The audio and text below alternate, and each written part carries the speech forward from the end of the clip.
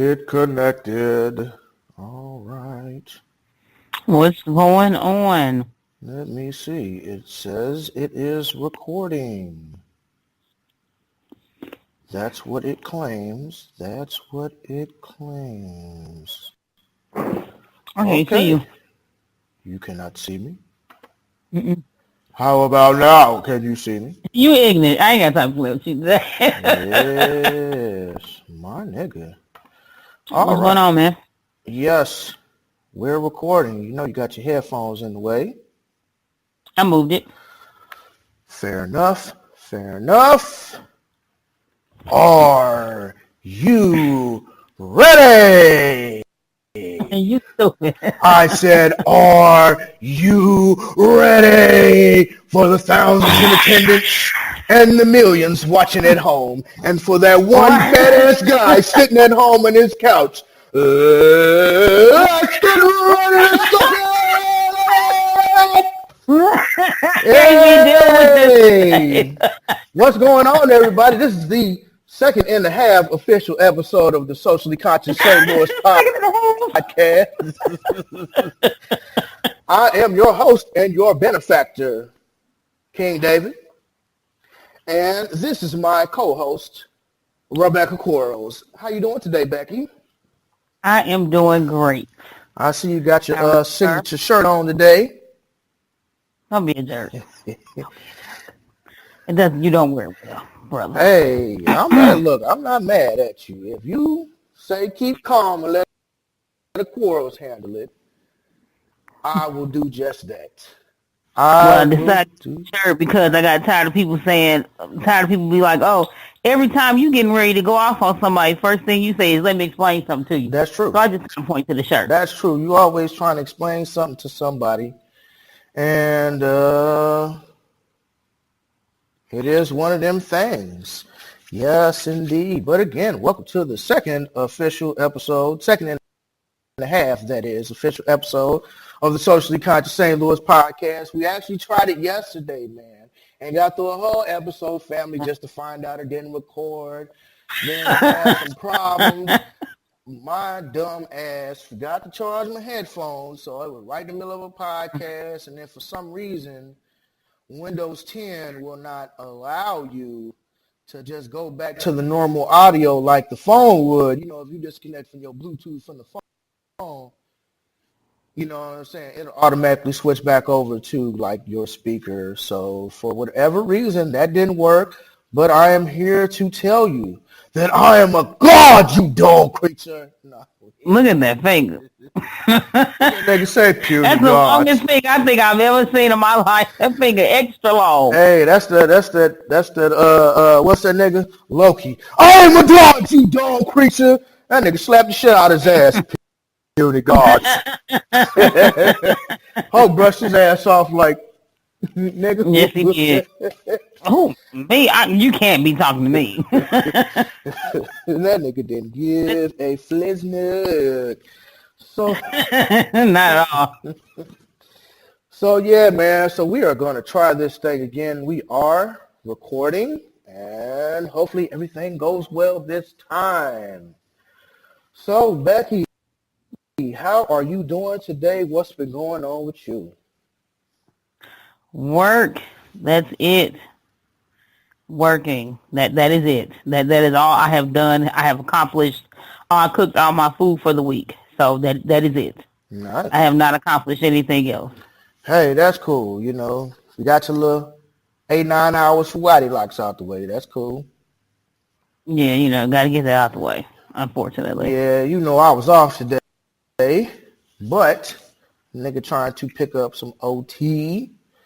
You know what I mean? Right. So I can funnel my money into my business without having to get loans. That's how you do it, everybody. Just work a couple extra shifts, pick up some overtime, and funnel your own money that you get from your check into your business. That's how you do that. So that's smart. You know, so I came in at Leclerc's Landing today. Mm-hmm. Nice scenery, windy as hell. Leclerc's Landing is windy as hell. Hey, you by the water too? You ain't that far from the water. Yeah, yeah. You basically right by the river. You can see it. You know, you can see the all brand new arch grounds and everything. It's nice. You know. But yeah, I ended up getting called over to Forest Park. Apparently, the guy had some stuff he had to take care of with his kids, and he had to rush Mm, over to children's mm. hospital. You know what I'm saying? And check on his kids. So I don't know who the brother was who had to go check on his kids, but I hope that all was well because I believe he had Yeah. some newborn twins, and Mm. I think they were premature. So I mean, my thoughts, you know what I'm saying? My thoughts and my hearts and Oh, mind is with old dude and his family, man. yeah. Hopefully they get, their situation resolved and they kids is doing well, man. I hate to see, you know, kids to be in that type of situation, especially when they're newborns. Mm-hmm. Well, we understand, stuff happens, but hopefully that brother and his family are Everything worked out okay. for And the yeah, best. I literally hope everything work out for him, man. I am being the sincerest of the sincere. Mm-hmm. Now that we got the bullshit out the way, Oh, help us all. we got a whole slew of topics today, my nigga. Yeah, we got quite a few. The first thing we gonna do is get on these punk ass NFL players who took that punk Oh, ass yeah, man. buyout. They You call, some yeah. fuck niggas. Every single one of you niggas who took the I felt that masses all the money way to Kansas. are some fuck niggas. Every single one of you niggas have betrayed everything that Colin Kaepernick Yeah, stands for. man. And not only Colin Kaepernick, but the black community. So again, here you are in another Terry Crews situation, selling yourself for a little paper. Well, we promised that we gonna take this monies and we gonna donate it to some charities and all of Mm-hmm. that. And we promised that we really care about the issues and we gonna donate the money. You niggas just need to stop protesting. Stop kneeling.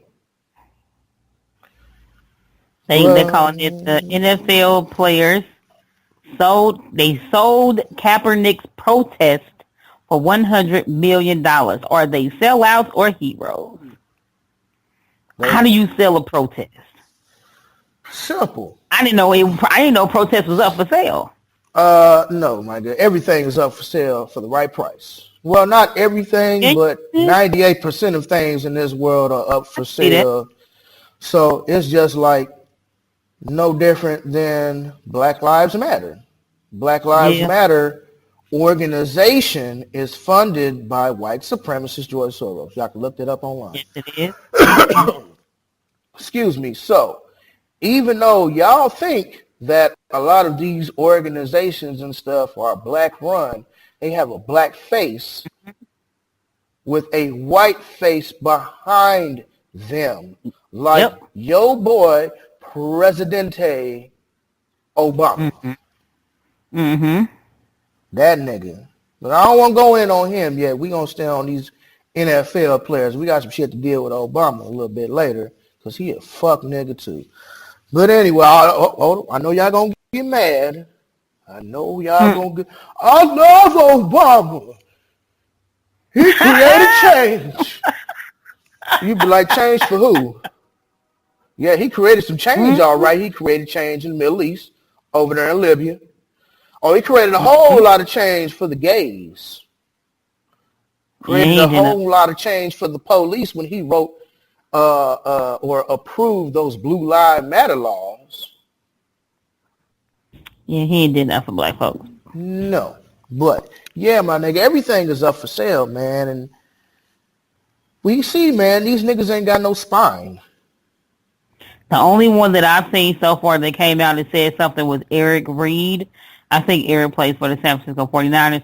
I'm pretty sure somebody will check me if I'm wrong, so I appreciate that. But it says, with much thought and consideration, I've decided to officially withdraw my involvement in the Players Coalition founded by Michael Jenkins and Anquan Bolden. The Players Coalition was supposed to be formed as a group that represents the NFL athletes who have been silently protesting social injustices and racism. However, Malcolm and Anquan can no longer speak on our behalf as we don't believe the coalition's belief or in our best interest as a whole. We will continue to dialogue with the league to find equitable solutions, but without Malcolm and Anquan as our representatives. Yeah. And that was it on that. Yeah, that Players Coalition is a bullshit. Is a crock of shit. What's the point of having a coalition if none of you niggas is going to stand together? Mm-hmm. It's the difference between a hand and a fist. See, the NFL players are like this. They on the John Cena side of the game. You can't see me. They like this. Yeah. Too many NFL players are like this instead of like this. The difference is, see, you not Mike Qui-Gon. What was that nigga name from Kill Bill 2? That old master that had them little finger techniques. It ain't like that, my nigga. This ain't no kung fu martial arts Kill Bill shit, okay? You not finna break through with your fingers. But if you turn your fingers into a fist, now your fist becomes a weapon. That is correct. Nigga, if my fist could glow like Danny Rand, I would punch every NFL player in the throat. Nigga, you took that bell out. I'm sure you would, brother. Hell yeah, I would. Let me have the powers of Iron Fist, nigga. I'm tearing some shit up. I'm going to all the white supremacist hangouts. And I'm fucking all of that shit up. You turned up everything, huh? Everything. Or Luke Cage. Or if I had that nigga Luke Cage powers, still fucking some shit up because he invincible. Yeah, Luke Cage was no joke. So I'm going to all the white supremacist hangouts. And I'm fucking them up on site. It's no surprise that they decided to donate. People was like, oh, it's a wonderful thing that they decided to donate. And I'm like, seriously? Like, but they're not donating for the right reasons. They donating because their viewership is going down. Of course. Their viewership is going down. So ain't no surprise. And they trying to get niggas to shut up. Oh, yeah. Got to. And it's funny, it reminds me of this line that I heard in Thundercats.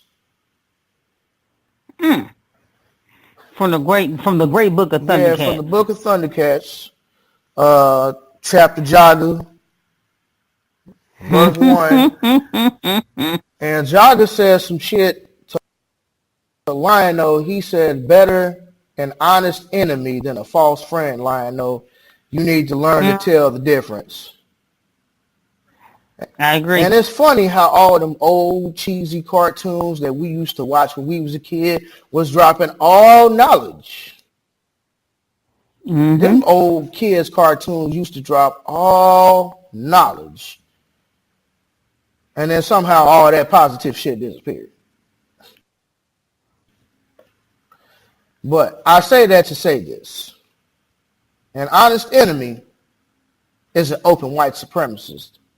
I would rather know that you are an open white supremacist than a closeted white supremacist. That's the difference between Hillary and Trump.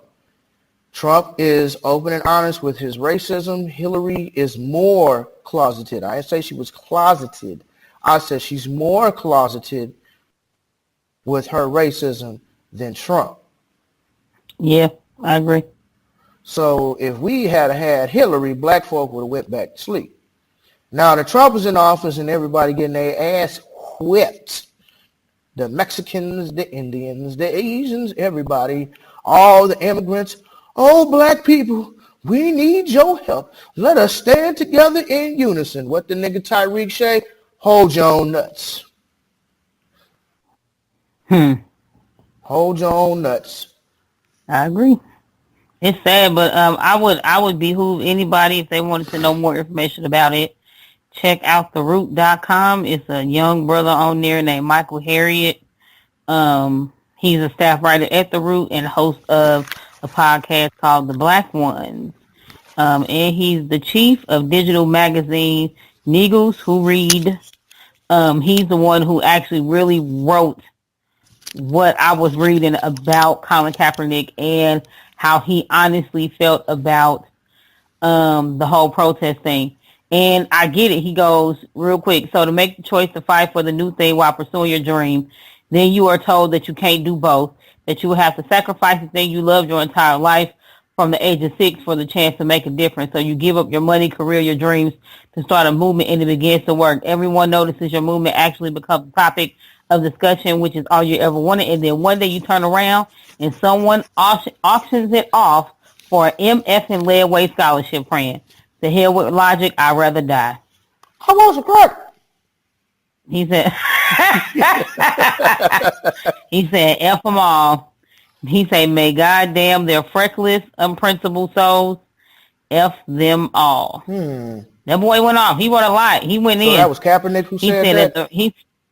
No, this was Michael Harriet, the guy who he's a staff writer for The Roots, which is, I think, a black website, but they're talking about issues of injustice and stuff like that. White on. But White on. he was like, she said they should have just killed Colin Kaepernick. They don't do all that.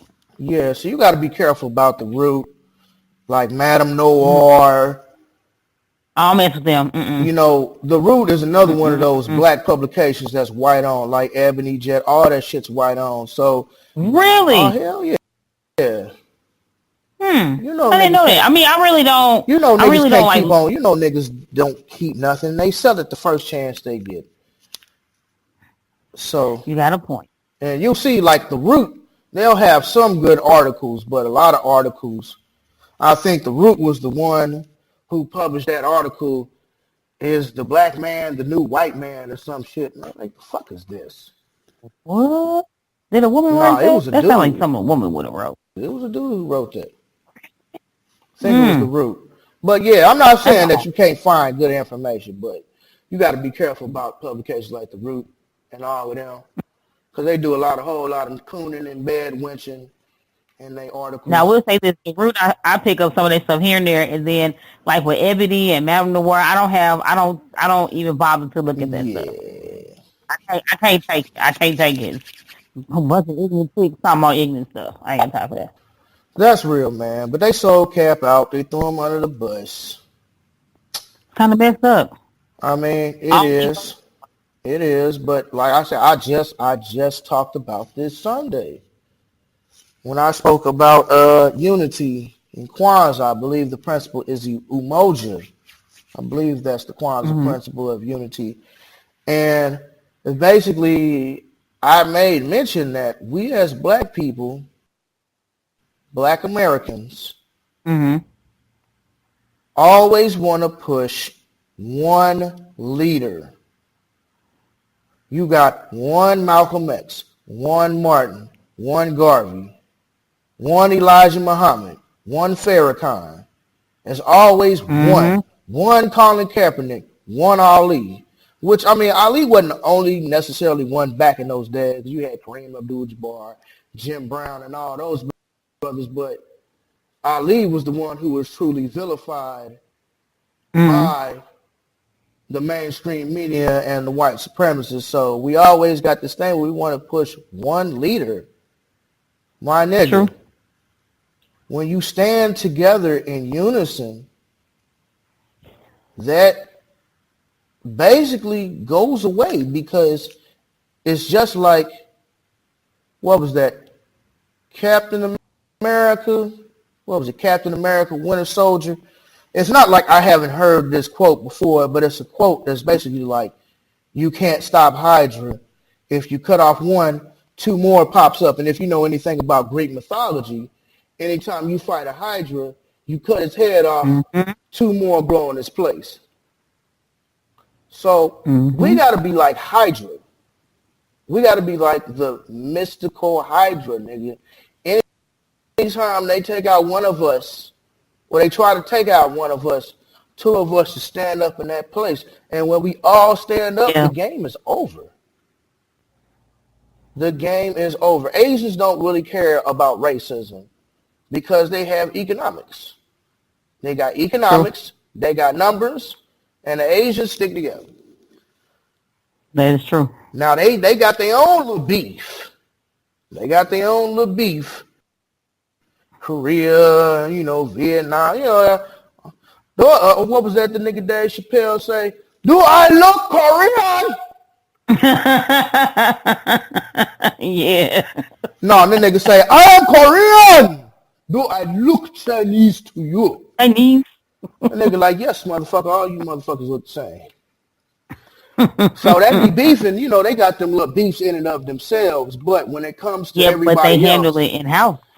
That's true. When it comes to anybody else, it's no longer Chinese, Japanese, they Asian. When it comes to everybody versus them, they all unite as an Asian community and come against everybody. Yeah. That's the thing about it. So we got to stop pushing this one leader. You want to push one leader, but you got 5,000 barbershops in a 10 square mile radius. You got all. Or I also feel like I agree with a lot of what William says, where he says that we as black people don't stand in solidarity. I feel like we are so busy trying to self-preserve that we cannot help each other get ahead. We could, we just don't. Right. So. Well, we don't understand that self-preservation aligns itself with preservation of your community and your people. Yep. Self-preservation is self-preservation. You got to take care of yourself. But at the same time, like I say, it falls within your community. So if you work with your community and you try to get your community to where they need to be, okay, self-preservation actually goes up a couple notches. Yep. Because I'm preserved. I have my shit together. My neighbors got theirs. These people over here got theirs. So now we come together. You know what I mean? You like this. This is self-preservation. When you come together with all of your people. Because if you betray your people, if you betray the ones who's closer to you, then self-preservation is only going to last so long. Because eventually you're going to be the last one. It's like Pirates of the Caribbean. The third one. It was the third Pirates of the Caribbean. One of my favorite movie franchises. Love Pirates of the Caribbean. But anyways, I don't know if you've seen the third one. But basically, I have not. What was it? The British government was basically clamping down on all of these pirates in the Caribbean. They was killing them and they was locking them up or all this other stuff here. And Jack Sparrow was initially thinking about himself. But Barbossa told him, he's like, you know what, the only thing about being the last pirate is, he's like, by and by, there'll be none left. Yep. And they came together and fought against the common enemy, which was the British Empire, along with Davy Jones, because they had captured Davy Jones' heart. So they had control of the Flying Dutchman. So they used him as a pawn, much like they do us, against other pirates and carrying on. And then, eventually everybody came together and saved the day. You know what I mean? But it wasn't just Jack Sparrow and Hector Barbossa. It was actually all the pirate kings or pirate lords from around the world. So they actually came together and had a meeting like, what are we going to do? What is it that we're going to do? And they're pirates. So they're arguing and they fussing and fighting about who's going to be the pirate king, because the pirate king is the only one who can actually call war upon another individual. And everybody's like, well, I'll vote for myself, and I'll vote for myself, and I'll vote for myself. And then the tiebreaker was Jack Sparrow voting for Elizabeth Swann. And then she was like, well, get every vessel that floats ready to go, because we're going to fight these motherfuckers. And, you know, she a little white girl. She comes up with this nice little speech right before the last big battle of the movie. And it's basically like, long and short of it is basically like, are you going to die on your feet or live on your knees?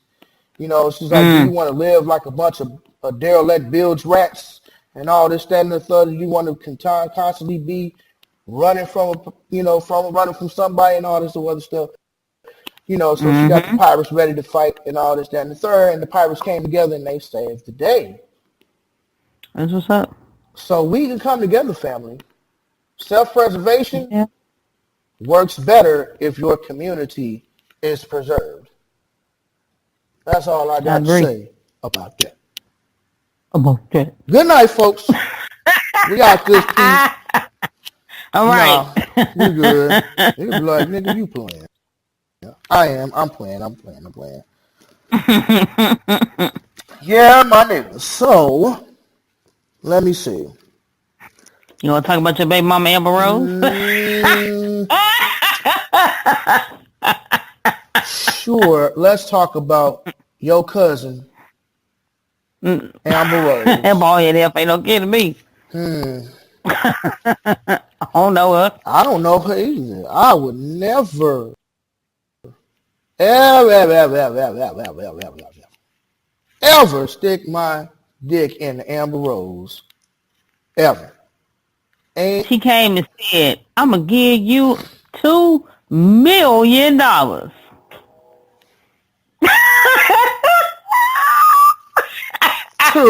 million.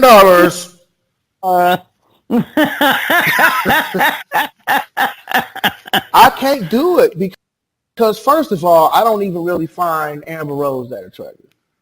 I really don't. I think she's overrated, highly overrated. Yeah. She light skinned. That body fake. Body's fake. Build the whole body. Whole body's it is. Fake. Build the whole body. Your body's fake. You fake. The slut walk's fake. All your shit is fake, nigga. Only thing that ain't fake is your blew out pussy hole. Ooh. That sounds disgusting. It is disgusting, my nigga. I would not dare fuck with Amber Rose ever. Like, if I seen her on the streets begging for change, I would drive in a puddle and splash her ass and keep going. No. I'm doing just like this. Oh shit, they're going Amber Rose. You gonna back up just in case you pass her. Back up just to go extra fast to make sure she gets hit. Nigga, all you scared is where's I your hope humanity? It's a puddle right there, nigga. I'm driving in that bitch and splashing your ass. Where is your humanity? I don't have humanity for sluts and hoes. Well, I take that back. It depends on what type of hoe you are. Okay. You see, you got two types of hoes in this world. Mm-hmm. You got the Amber Rose type of hoes who basically uses her platform for bullshit. Mm-hmm. Then you got that other hoe who set out that Miami Dolphins coach. You ain't hear about that? I know you heard about that. No. You ain't hear about that? Oh, man. Oh, man. Think about anything. What happened, sir? Man, well, basically, it's this chick, and she's like slender, kind of tall. I think she got like long hair, got a beautiful body, she's gorgeous. She's a hoe. And not an Amber Rose type of hoe, but she moves around a lot of like individuals, like a lot of men who pay Mm-hmm. her, who buy her gifts and stuff, and a lot of the men she don't even sleep with. Some of the men she just have good conversation with, and they do this. But anyways, one of her good friends was the Miami Dolphins, I think, assistant head coach. I think it was. It was one of the upper head coaches for the Miami Dolphins. Mm-hmm. And he came out, and I forget exactly what happened. I think he said some racist shit or something, but she set him out. Oh my God, she set him out. Like, All this is out there in the street. man, like the Young Jock song, point him out, point him out, point him out, point him out. Man, she put this nigga business all in the streets. He's sending her text messages. Look, he is sending her text messages, and she black. Mm-hmm. He's sending her text messages, like videos, like, oh, I just want to snort cocaine off of your ass. I want to snort cocaine. You ain't gone. Dead Are you kidding me? Dead ass, my nigga. Dead ass. You be surprised. Nigga, you be surprised the kinky shit these white boys be on. Maybe I don't make enough money to hear people talking like that. Well, you don't have the look that the white supremacists like. They like the slender. They like the slender, dark chocolate gals. They don't really like it. Because most white guys like their girls skinny. That's very accurate. Because I was talking to a white girl, and she was like, Brad said I'm too fat. I'm like, baby, where? You thick as some mud. Now, Brad said I'm too fat. Fuck Brad. Yeah, so Who the hell is Brad? Continuing on with the story, he's sending her videos, I think some Snapchat messages, all type of stuff. Oh, I just want to snort cocaine off in the lines of your back, and oh, I just want to do all this, and I want to do that. I'm talking about sending her text messages, videos, and he came out and did some really racist shit. I think it was about Colin Kaepernick or something not getting signed to the Dolphins, but whatever it was caused her to use her influence and her receipts, her factual evidence to set dude out, and he got fired. He immediately got fired when that scandal broke. She better move from wherever she is, because he gonna come looking for her. She ain't worried about it. She got other friends and shit out there. That's crazy, dude. She actually, Tyreek actually interviewed her, and she was like, well, I did it for the culture. So again, you got two types of hoes in this world. You got ones who do it for the dick and ones who do it for the culture. I cannot. Amber Rose does it for the dick, and then wants to have these slut walks, and then wants to not be treated like a whore. Yeah, that's not going to happen. That's why I say you exude hoe. Your presence is hoe. Everything about you is hoe. Somebody look at you and the first thing they think is that, oh, she a pretty bald head hoe. Yes, I am. What's the nigga Wiz Khalifa's son name? Baby Bash or something like that? Hey, your mama's a hoe. Hey, sometimes you gotta tell them. Some people are very honest with their children. My homeboy said he was like, I didn't pull no punches with my kids. So, hey, sometimes you be like that, bruh. Yeah. Sometimes you gotta tell them, look, I can't deal with your mama because she a hoe. So Amber Rose want to feel like she can suck and fuck and do all these things and have this slut walk without getting treated like a slut. Well, you carry yourself like a slut. It's different from old Gail. She don't carry herself like that. And even though she has other men that she messes with, and Tyreek was trying his hardest to get her to set them niggas out. He like, hey, who are they? She's like, no, I'm not going to do that. No, I still have friends out here. He's like, no, go on, set them out. She's like, no, I'm not going to do that. So she still has integrity, even though she sold old boy out. Mm-hmm. She say she got other people that she could set out, but she not gonna do it. Not yet. Mm-hmm. But that's He the said something difference. right, so she had to get him. Hey, I'm glad she did it. She did it for the culture. That's why I say Amber Rose do it for the dick. The other chick, I forget what her name is, she did it for the culture. Amber Rose feel like she can do whatever she want to do without nobody calling her to task. True. Amber Rose, I was about to say she used to be a hoe, but she still is a hoe. You know what I mean? She's still a hoe. Like everything you do is attached to hoism. Hoism. Everything. Because Hoisms. she can't help who she is. She can't help who she is. Everything she do exude hoism, but then get mad when somebody say, you do realize you're still a whore, right? And they're wrong for calling you who you are. You know it. You wrong. Somebody walk up to me or walk past me and be like, hey, are you aware that you're fat? Yes. Nigga, I'm very aware. Thank you. And I'm going to keep it pushing.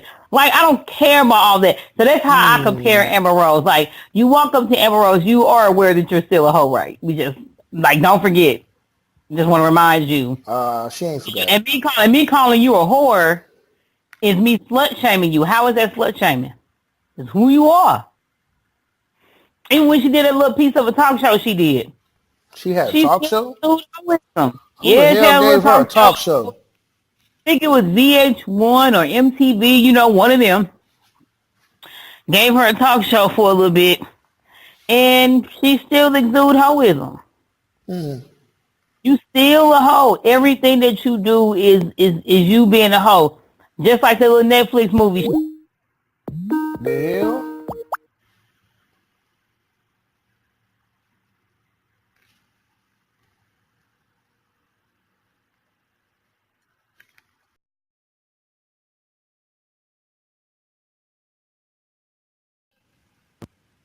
All I heard was, I was like, I don't know what happened.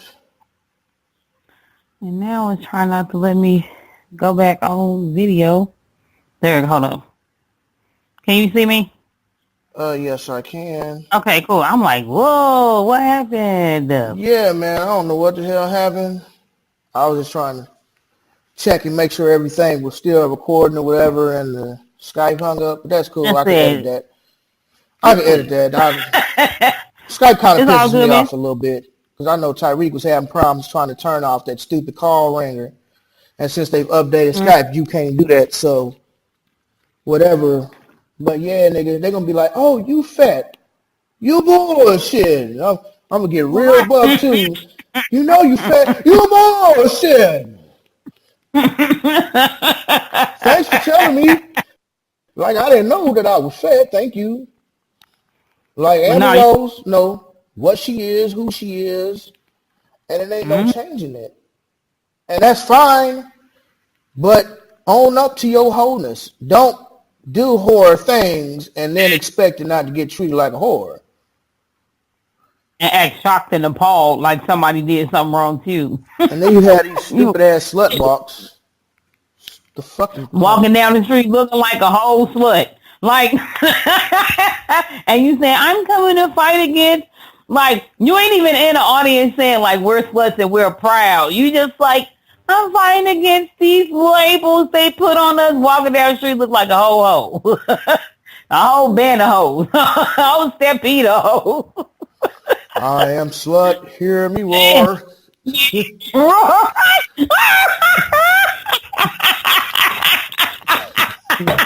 That was perfect.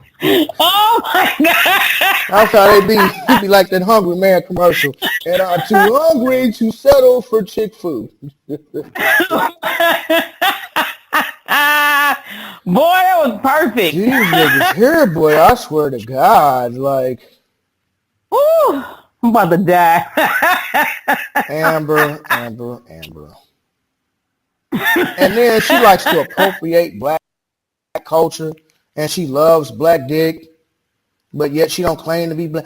Well, I'm Cape Verdean, and And I'm Swedish. Well, Cape Verde is an island off of Africa, if I'm not mistaken. So, wouldn't that make you black? Apparently not to her. I'm fine with that. We don't want either anyway, just like we don't want Raven Simone. We the black delegation. Trey Amber Rose. Man, fast hurry. Who we gonna trade? Who we gonna trade Amber Rose for? We gonna trade her ass for somebody. Who the hell is cool in the white community? You think they'll give us Eminem? We already got Eminem, I would guess. We the black delegation. Trade Amber Rose for Eminem. Now don't you hustle me. I'm the ultimate hustler.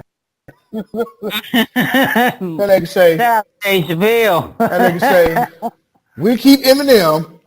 You can have OJ back. Yes. Niggas say, Why'd you say? What I say? Man, shout out to Dave Chappelle and the Chappelle Show. Man, shout out to Dave Chappelle, man, one of the funniest to ever do it.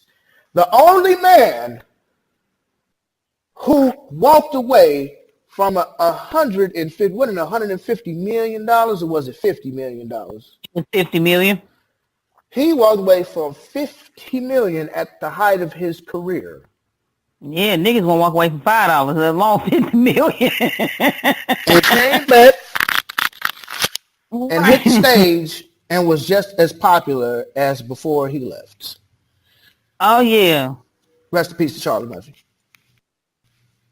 Yeah, man. That's my nigga. I love Charlie. Chappelle Show would not have been the same without Charlie Murphy's true Hollywood stories. So. But yeah, Amber Rose no shit hoe. She just trying to. You going to hell, Amber? Cause you a hoe. You going to hell cause you a hoe. That's my friend. That's your friend? Well, you fucking your friend, huh, Shonda? You FaceTiming your friend, Shonda?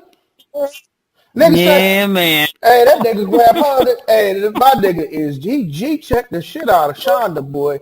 He grabbed her by the back of the neck. Who pay all the bills in this house?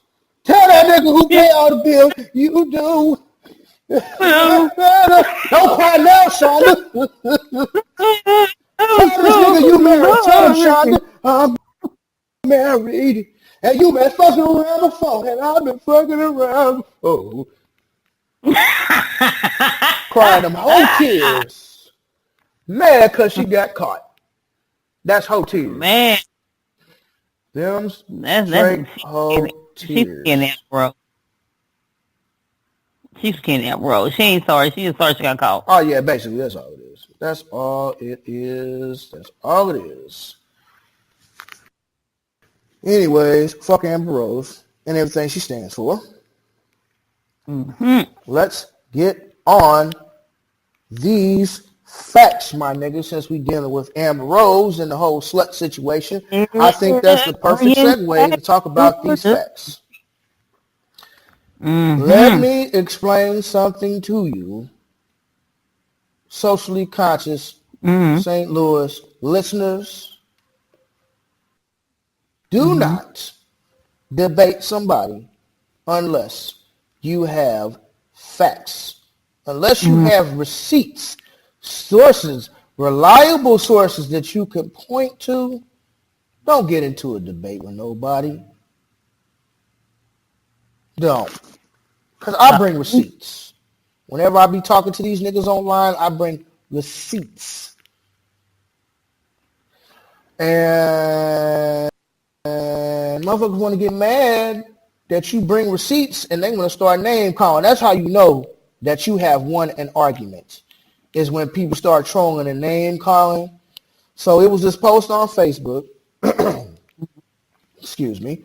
There was this post on Facebook talking about how black women are the most educated, and everybody is going off. Black girl magic. We so great.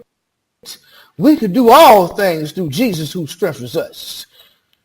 Like, what? And so I commented like that's not exactly something to celebrate. While black women are the most educated, they are the most single group of individuals in this world. And people want to get mad. Oh, you hating. You don't like black women. And here comes this other person. And I comment back. I'll be like, well, those who I was like, Dr. Carter G. Woodson teaches us that the most educated of us are usually the most miseducated because they're more likely to take on the white supremacist ideologies. If you have a bachelor's, you have a bachelor's in the master's system. If you have a master's, you have a master's degree in the master's system. If you have a doctorate, you have a doctorate in the master's system. All of it is based off of European learning that they stole from Africa. So it's all tainted. So when you get up there in the ivory tower and you think you done made it and you think you done did something, you have these degrees, but my degrees keep me warm. I don't need no man. My degrees keep me warm. And then you have situations like Cynthiona. We don't talk about Cynthia, but that's just one good prime example of a miseducated black woman. Now, that doesn't apply to everybody, but it applies to a lot of people. And I can point to someone who has done the research. And I'll tell these people, and they still be trying to argue with me, and I'd be like, read a book, Miseducation of the Negro by Carter G. Woodson. I suggest you pick that up. On Amazon, you can get that for a reasonable price. But I will straight point to facts that someone has done the research and written a book. The facts have been proven, but y'all don't want to argue facts. You want to argue how you feel in your opinion. Well, you hating and you doing this, and I'm like, well, read a book. And I will tell you the source to read. Read a book. Reading Rainbow, my nigga. Take a look. It's in a book. Reading Rainbow. Stupid. Nigga. Hashtag LeVar Burton, my nigga. Pick up a goddamn book and read it. And instead of trying to come at me with your punk ass opinions, fuck your opinions. Your opinions don't mean shit up against these facts. And then it's always that one. It's always that one moist nigga who is going to cape for women's bad decisions, or I should say black women's bad decisions. Here go this individual. Well, they just don't want a negative man like you to deal with. And at first I started to type, nigga, you be lucky to have a man like me, but I wasn't sure if it was a male or a female, so I didn't want to, put that out there without doing my research first. So I scrolled on dude's page and looking through his profile. The first two pictures was on some bullshit. Everything after that was on some coy shit. And I said, oh, I understand now. And so I basically wrote dude back. I was like, it's mighty funny how when I bring receipts to a party and y'all have nothing to counter that with, y'all want to start name calling and trolling. And they couldn't say nothing. They could not say nothing. They didn't even write me back. Because you don't have nothing to debate me on. Nigga, debates are set up on facts. It don't matter whether you debating pro-life or pro-choice. You have to debate the facts. When you go to Harvard or any one of these schools who do debates, you have to debate with facts. You can't have a debate that says, well, I feel. That's not a goddamn debate. Debate is facts, my nigga. Facts, receipts, not fiction, non-fiction. But folk don't want to do that. And then when you tell them to pick up a book,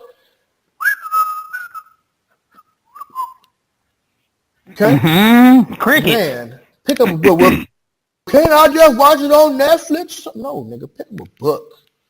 Read. You want to keep something from a nigga, put it in the book. Where do they put their books? In the library. What do they Mm. do at the library? They bury their lies. Mm-hmm. What is history? History is his story. So you got to understand the dynamic of what you're dealing with. Study. True. Study. I think there's a passage in the Bible that says, study to show yourself approved unto the Lord. Mm-hmm. Well, if you just take that unto the Lord off and just say, study to show yourself approved, that should apply to you. You mean to tell me you're not trying to read a book? I mean, don't get me wrong. I love Hidden Colors. I love 1804. I love the Black History, documentaries and all of that. I love lectures. But there's nothing like picking up a book, a physical copy of a book, and reading information for yourself so it seeps into your mind. It's a different type of learning, reading versus hearing somebody speak. I'm going to learn from somebody speaking, but at the same time, most of the people who do lectures have books to back their lectures. Michelle Alexander, author of The New Jim Crow, she does lectures. Her lectures are based off of her book. Dr. Joy DeGruy, Post-Traumatic Slave Syndrome, her lectures are based off of her book. So the lecture is good. The lecture has very great information. But to truly get into the nuts and bolts of it, read the book, my nigga. If you don't read a book, if you don't fact check, then don't come at me with your opinions, because I don't want to hear it. What do you think, Becky? Do you think that black people should read, or should we just take somebody's word for it? Of course we should read. Why would you want to just take somebody else's word for it? Why not find the facts out for yourself? That's what's wrong with us now. We've been taking everybody's word for stuff, and then come to find out what they saying ain't really true. As a people, you have to check facts. You have to check on things yourself versus just saying, oh, they said the sky is blue, and you go outside, it's night. It's gray. It's black. You feel what I'm saying? Like, why wouldn't you want to find out information for yourself? That's just being lazy. That's just being lazy. Like, I can't stand people that sit there instead of researching for something. I get this all the time at work. You don't want to research the information. You don't want to find out. You just want somebody to tell you. And that just comes from a lack of wanting to learn. People are not wanting to learn. Like, why wouldn't you want to know on your own? How are you going to grow if you don't read, if you don't learn? How are you going to grow? You're just going to be forever in the world taking what else somebody else got to say. Oh, well, they said that it was okay for me to go outside and shoot that lady dog upside the head and that Peter wasn't going to do nothing because they said the law changed, but you ain't checked no facts. Now you sitting in jail for 3,000 years because you know niggas going to get more time than white folks when it comes to stuff like that anyway. You sitting in jail for the rest of your life pissed off because you believe what they said. That's all I'm saying. True that, my nigga. True that. Stupid. So, back to That's this. why we stagnant. Back to this moist individual. Now, let me start by throwing this disclaimer out there because we live in such a PC society that everybody wants to take everything that you said out of context. I have friends and family members who practice the homosexual lifestyle. I don't agree with it, but they are still my friends and family. I still treat them like human beings. It's no different than sagging. I don't agree with my homeboys who sag, but am I going to stop being your friend just because you sag? No. I don't have to agree with you. Your sexual preference is your sexual preference. I don't care. Now, when your sexual preference turns you into more of a female than a female, something's wrong. Something is wrong. It's too many gay black men who are more effeminate than some females, to the point where a lot of these females got to look at these gay dudes sideways, be like, nigga, you doing too much. Nigga, you acting more feminine than me, and I'm a whole woman. You see what I'm saying? And it's these same gay individuals who want that pass from black women, so they want to feel accepted because ain't too many gay niggas finna accept you, you know what I mean? I mean, ain't too many straight niggas finna accept you, and you ultra feminine, ultra effeminate. Like, most of the gay dudes I know are masculine. You know, they're masculine gay dudes. And I don't mean to say that they hard. I mean that to say that they don't wear dresses and makeup. They're men who prefer to sleep with other men, but they're not out here wearing dresses and makeup and trying to be a female and trying to get ass implants and doing all this. They're not doing that. They don't do that. In fact, one guy I know calls them motherfuckers twisted. And he gay.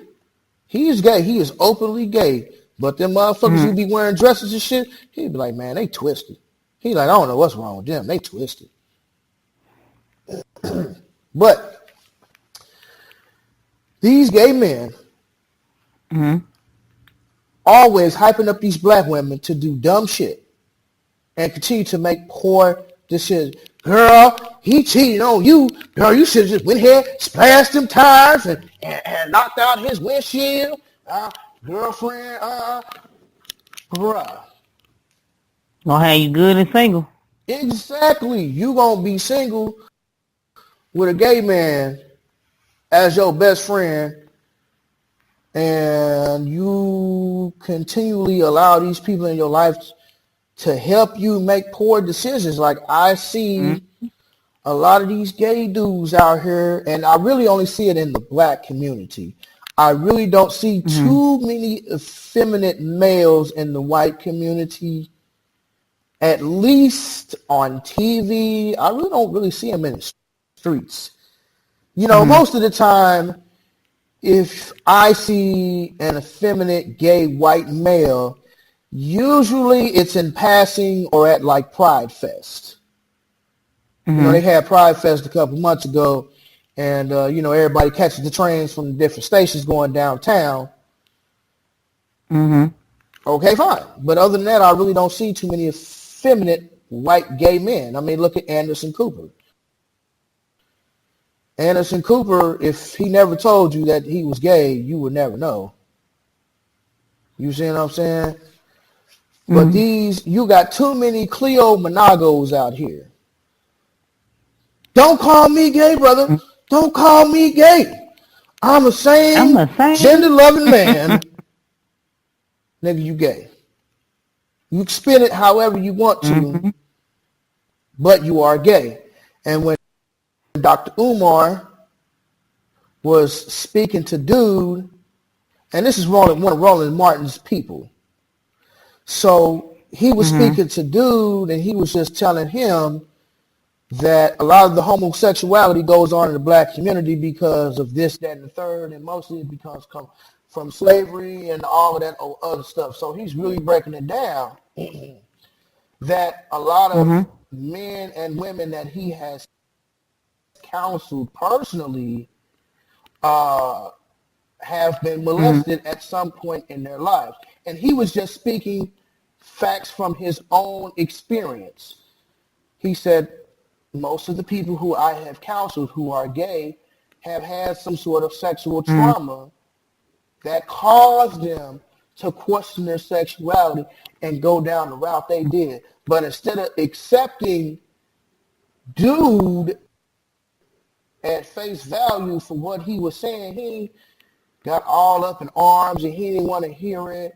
And then you start to see the radio show kind of slide towards the gay side. Like, at first you don't know the man is gay, but the more Dr. Umar starts talking about some of the things that he has experienced, you start to see that his gayness starts coming out, because a hit dog gonna holler.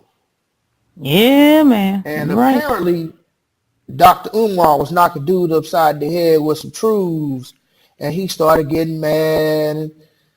Then all the callers started calling. He was like, it was this one gay dude that called, and he let him speak, and then he went to break and came back with the same gay dude, and Dr. Umar's like, hold up.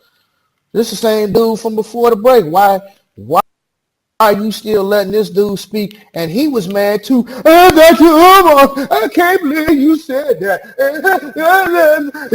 Shut your ass up, nigga. Hey, hit dog gon' holler. And if you felt that type of way about dudes saying that type of information, we know what it is.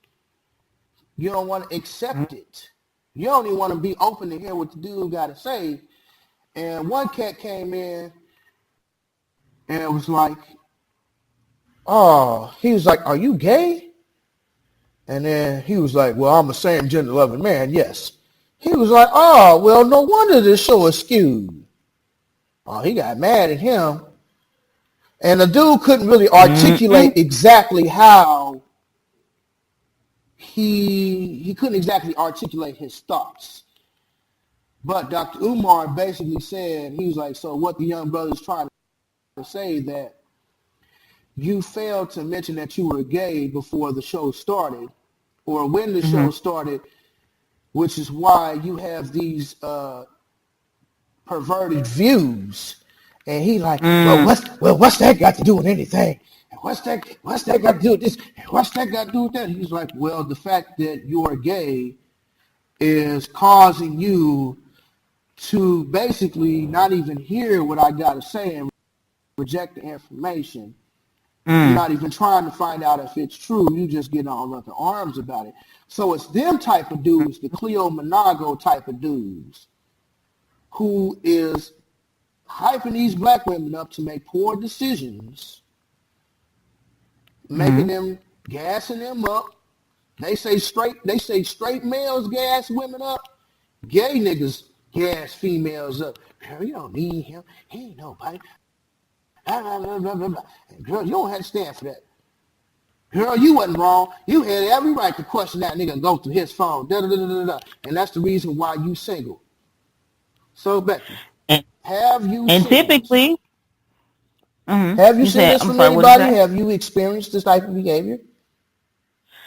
I've seen it from other people. Like I've seen some gay men come in between a relationship of like just trying to coach somebody about, what they shouldn't do, and when they broke up, he tried to get with her man. I've seen that. Now we know why old dude intervened, because he wants that dick for himself. Pretty much. But not as often. It seems like I typically see a lot of women tell women what they should do, even in marriages. I see a lot of single women try to coach married women about how their husband should treat them. I've had it happen to me on several occasions. So you're saying that there are other people who like to intervene in your relationship and don't know what the hell they doing? None whatsoever. Yeah, they're the same folk who single themselves, who always be trying to give advice. Now, there's a difference between me and these other niggas. I'm single. I give fantastic advice. I'm going to analyze your situation based off of what you told me, and I'm going to tell you what you need to do. I don't have no bias, in these type of situations. I don't either. So I am single and can tell you, like, hey, what you need to do, or I can tell you what I would do. You know what I mean? Or, I'll say this. People would try to give you advice based off of what they seen in that moment. Because that's typically what happened to me. Like, this particular person didn't like what they seen in that moment. I am the type of person where I do not feel that if I have an issue or a problem with my husband, I am not going to address that concern in front of anybody. I will address that concern in private. This particular person felt like I needed to correct the situation right then and there, and was upset because I did not correct the decision or correct the issue right then and there. But the problem wasn't that he did something wrong. It was just she didn't know all the details of what him and I had already discussed. So she saw him do something and she felt like it was a problem. And I'm telling her, now mind you, I didn't correct her while he was there because I just don't believe in doing that. Right. But I told her pretty much, you need to mind your business. This ain't got nothing to do with you. And we know what we got going on. That's it. Speak on it, P. Sometimes, and you don't want to do that because you don't want to cause the argument. But sometimes you really just, even when they come to gay males, like I've seen it in situations where women are not strong-minded enough to say, you need to keep your mouth closed, you know what you're talking about. Some women don't have that thing, that backbone in them to say, you need to get out my face. I don't care what you would have did. That's why you single. Because people too busy of, I don't want to hurt anyone's feelings. I don't want to lose a friend, and I don't want, but you're going to lose your relationship. I don't want to be that angry black man. Homeboy and homegirl going to have you single because you don't want to lose a friend. Then what you think they're going to do when they get in a relationship? They're going to act like you don't exist. Man. So then what? You know what I mean? So, I just think that people just need to mind their damn business. They do need to mind their business. And then the thing is, like you say, you don't know what the hell is going on. And then the thing about it is, there used to be a rule in the black community where you would not check your spouse in public. That is accurate. You would not check. I mean, unless your spouse is just acting a damn fool. Like he ain't trying to beat on you or nothing like that. Exactly. Exactly. You know what I mean? So the thing about it is, even if Regis had done something wrong, which I'm not saying he did, I don't know the details, but if he had done something wrong, that's a discussion for in the car or at home. Hey, I don't like the fact that you did X, Y, and Z. You know what I mean? Instead of doing it all out in public, putting your business out in the streets. For everybody, I've seen women demean men, tear men apart. Tear them apart. Tell them you a piece of shit. You ain't gonna never be nothing. You less than a man. You poor excuse of a man. Blah, blah, blah, blah, blah. You BAN, blah, blah, blah, and all this other stuff. And I've seen women tear men apart, and they are single right now. This is true. And they still have not caught the concept of it may be something wrong with them, but it's something wrong with me. Hashtag Wendy Williams. That's, on the Statue of Liberty side of the game. Hold on. Here you go. Hold on. Did she go for this at the Statue of Liberty for Halloween? And she did. That bucket shit. And she said the whole time she was thinking in her head if she was going to pass out, she was going to fall cute. That's what she said.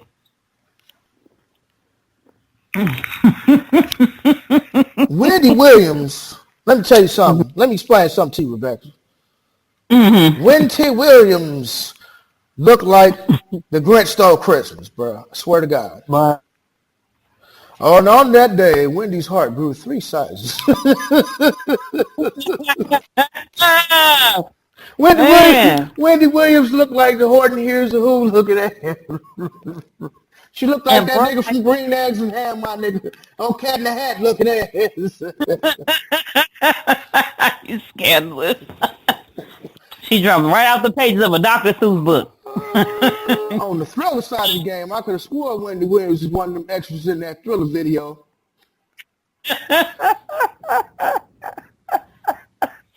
You ignorant. All right, Wendy, here's what we need you to do. We just need you to come in and just be yourself.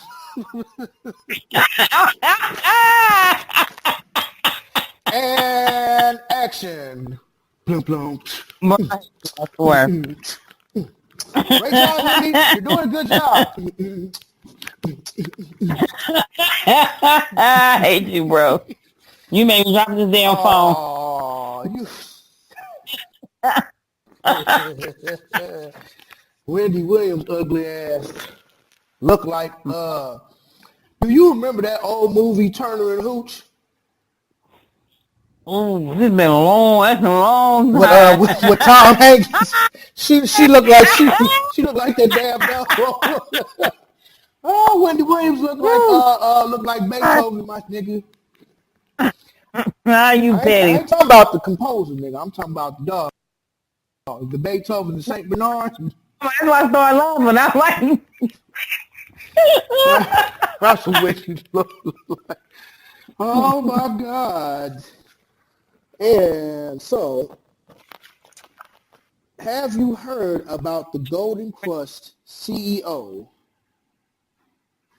yeah, that kind of sucks. That sucks because I heard that he had he had a lot of franchises. He had a whole lot of franchises, and people loved him. He been open since I think it was like 1989. Yeah, 89. On that today. 89. Yep. Yep. And that's something about the taxes, and he allegedly killed himself. Right, allegedly. That's why I said allegedly. He allegedly killed himself due to back taxes, they say. Right. What is your take on that, sir? Well, first of all, I'm going to say the story is some bullshit. The man did not kill himself. First of all, black people don't kill themselves like that.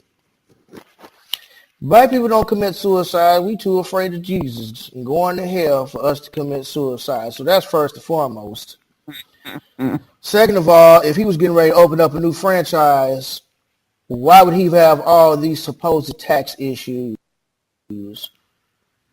That doesn't make any sense.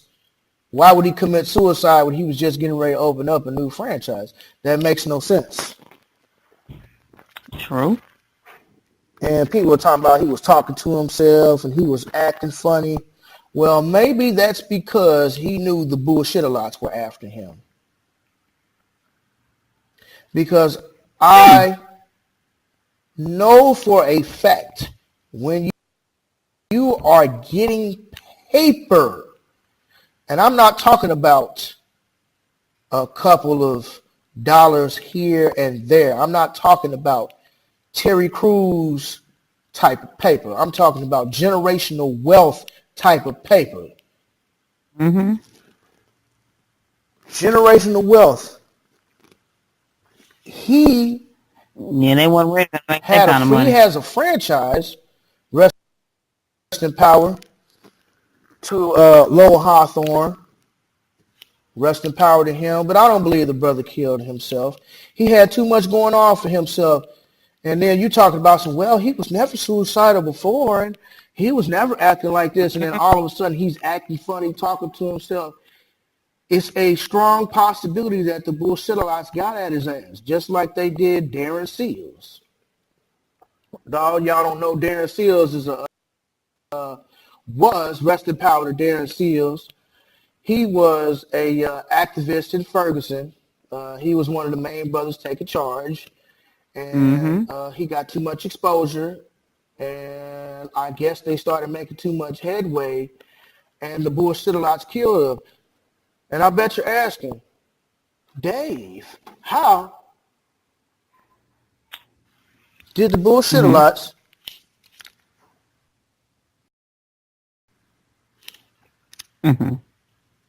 Yeah. Hold on. I'll be right back. Right back. All right. Oh, okay.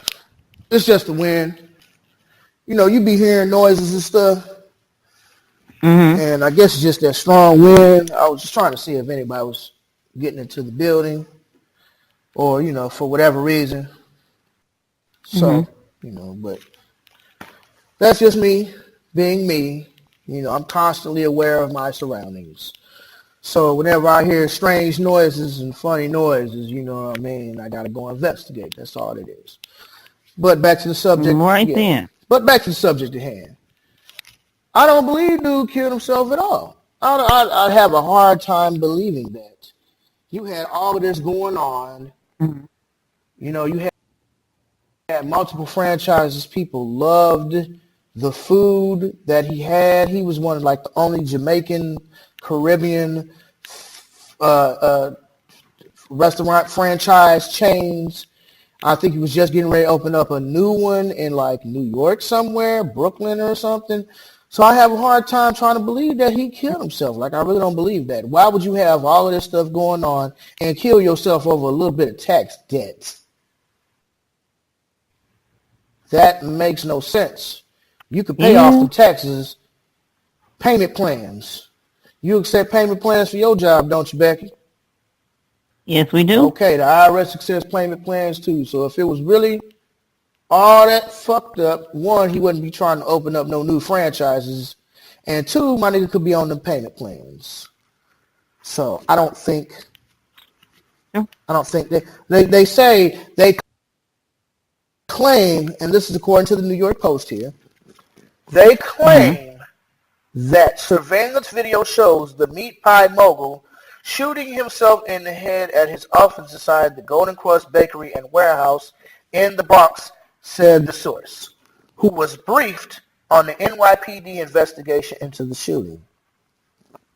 Before the shooting, the video shows Hawthorne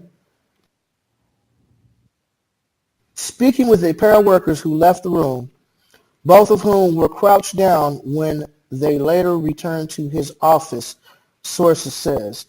It was unclear if they saw Hawthorne kill himself. You got to be very careful with these words. It was unclear. So first, they said that a video first surveillance they say the surveillance video shows him shooting himself in the head. Then it goes down to say it was unclear if they saw Hawthorne kill himself. So which one is it? The surveillance video shows him killing himself, but the workers didn't actually see it.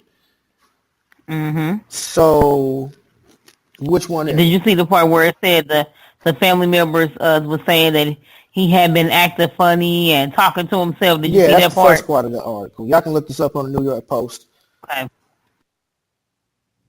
In fears of probe, I don't believe the dude just killed himself.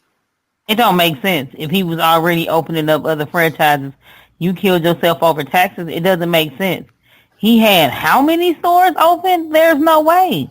They say the company now has more than 120 outlets in 9 states and sell its beef patties in more than 20,000 supermarkets, as well as to the city school system, state penal system, U.S. military, according to a news release issued last year. And he also sells those patties on Amazon.com. So I'm just saying it doesn't make sense. It don't make sense. It's some other stuff too. They continue on to say that in August, Hawthorne was slapped with a proposed class action suit alleging he cheated as many as 100 plus workers at the Golden Crust plant out of overtime pay. The suit, fairly common in the food service industry, remains pending in a Manhattan federal court. I don't believe that.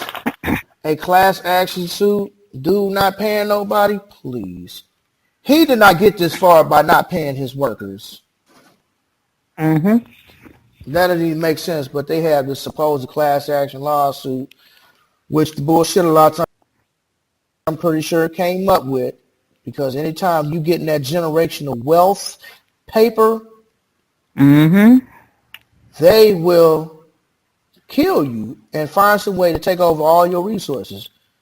They do it all the time. That's why we got to figure out a way to have an ironclad will, some trust, and some other stuff. There's no way. And I would like to, it'd be nice if we had some black financial advisors. And I mean, I know there are some, but it'd be just nice to have some black financial advisors to advise black people on how to start up trust and, funds and stuff, so can't nobody touch this money. Yeah. Until a certain point, like, hey, can't nobody, my kids can't touch this money until they turn 18. And then 18, they might get, 20% of what's in the account. And then when they turn 21, they can access 100% of what's in the trust or something like that. Because that's what white folk do. They got all type of trust and stuff for their people. Yeah. All type of trust and stuff for their people. And it's cool. But when black people get to pass the generational wealth, it's a problem. Bill Cosby tried to buy NBC. His son died. Mysteriously. Mm-hmm. Yeah, mysteriously. Nigga tried again 20, 30 years later, tried to buy NBC again. And here come all these alleged rape allegations. Oh, yeah, all these women just started coming up out the yazoo. That's why I'm like, who did y'all piss off that bad to where they just like, we snitching? Nobody. You know what I mean? Like it is white society gives their women a chance to eat. A white woman will never starve if she doesn't want to. She don't even have to know Bill Cosby. And they could be like, look, Susie, we need you to go on TV. We need you to say this. Here goes some paper. Susie going to be like, okay. And these hoes is 30, 40 years older than what they was. He gave me Quaaludes and da-da-da-da. And Janice Dickinson, ugly ass, was so high during this interview, she couldn't even put a coherent sentence together. She was like, and Bill touched me. Nine. That's what they called it in the hood. Nine.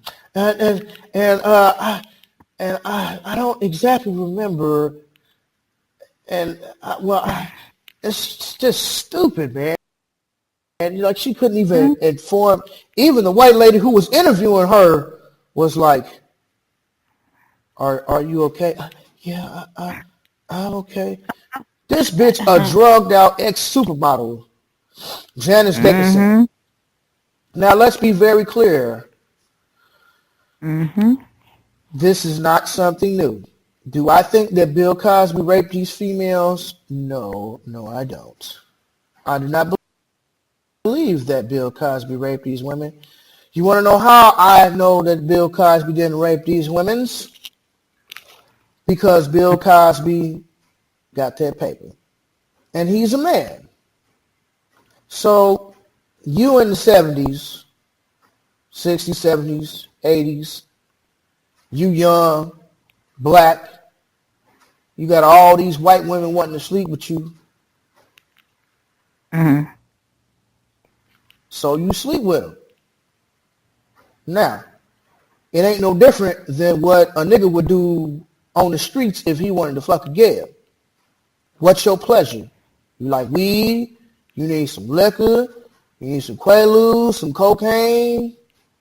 You need some Adderall? Well, I don't even know if Adderall was invented back then, but it's basically saying like dudes, female, like, they're females, a lot of females will fuck a dude that, they find attractive. And it ain't nothing wrong with that. It ain't nothing wrong with that if you want to, fuck around. And they'll be like, because just like I was in 54th Street with Tony and Demetrius, and this little waitress kept hitting on me. She kept saying like, oh, it's $2 Tuesday somewhere. Oh, well, I just need a blunt, I just want to smoke, and, da-da-da-da. She kept saying, and I heard her every time, and Tony was like, man, you ain't see her hitting on you? I was like, yeah. But she's not my type. Man, if I wasn't married, I'd tear that up. I'm like, well, that's your type. You like women who are slender, like skinny, but she wasn't necessarily skinny. She was slim, kind of short, slim. I think it's raining outside finally. I hear the rain drip dropping off of the air conditioners. But anyways, where was I at? I lost the train of thought there. Tony. Oh, yeah. Saying he's a holiday. Right. So I was just like, I told old Gail before you got here because me and Demetrius pulled up, and then Tony called, was like, hey, what you doing for dinner? And we like, well, we at 54th Street. He's like, well, I'm on the way because he's staying in Dalewood. So, you know, the 54th Street right there on Lindbergh, that's like a 15-minute drive from Ferguson, Dalewood area. Rest in power, Mike Brown. You know what I mean? So I was like, well, she's not my type. I wasn't really interested in talking to her. You know what I mean? So there's no point in me sleeping with her because I really don't find her attractive. It's kind of like Amber Rose. I don't find Amber Rose attractive, so I would not get aroused to Amber Rose. It wouldn't happen. You know, and I've had it happen to me before. You know, like I'd be attracted to you when you got clothes on, but then when you take your clothes off, you're like, And maybe you know, it could have been like and it could have been like a mind thing. I am one of those dudes where I don't sleep with a whole lot of women because I can't. I'm an old soul. Like it's an ongoing joke that I've been, you know, telling for years, and people be like, well, how old are you? I'll be like, well, I'm X amount of years. I'm 30. So I'm 30 now. And they'd be like, damn, you sound old. You got an old soul. And I'll joke with them and be like, yes, I've lived many lifetimes. I'm an old soul. I can't just sleep with anybody. I can't. I have to have a certain level of intimacy with the woman and I'm sleeping with. And intimacy means knowing your partner. Again, going back to the Webster's White Man's Dictionary, you people need to understand these words and how they are used. People think intimacy is about sex. Intimacy is not about sex. It's about knowing your partner. So I have to have a certain level of intimacy with a female in order for me to sleep with you. Or a certain amount of like sexual chemistry, but that's rare. Like I say, that's really rare. You know what I mean? When it's just like those things. So I'm just one of those type of dudes. So that's just how I am. But old girl was hitting on me something terrible. Wasn't trying to holler at her. And my electric was off anyway. So, yeah. So it wasn't like I was trying to bring a chick over and I ain't got no electricity at the crib anyway.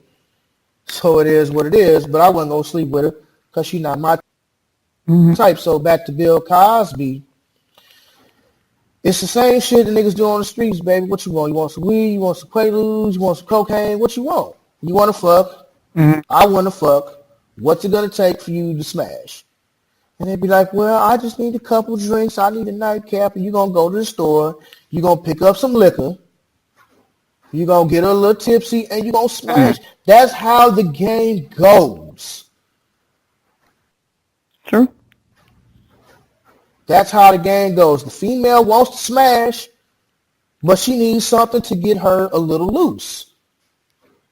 So you want to smoke weed, you go holler at the weed man and get you a little drink and you fucking. So do I think Bill Cosby raped the females? No. I don't believe that. Do I believe he gave them drugs? Sure. Who don't give them drugs? Like I say, that's what the niggas on the street do. White niggas, Asian niggas, everybody. Everybody do that. So it's nothing new. You know, besides, Bill Cosby was a handsome dude back in the day. I don't really think a dude who is a fairly decent looking man back in his day, Bill Cosby was quite attractive, you know. For, you know what I'm saying? He was kind of a heartthrob back in the day. So do I think all them little Hollywood bitch was trying to fuck him? Yes. Do I think all the upcoming models and actresses was trying to fuck him to get on? Yes.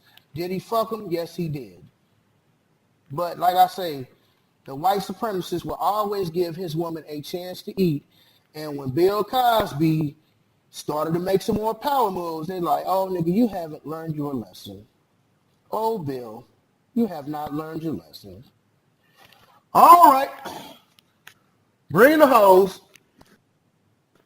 And that's what they are. The hoes.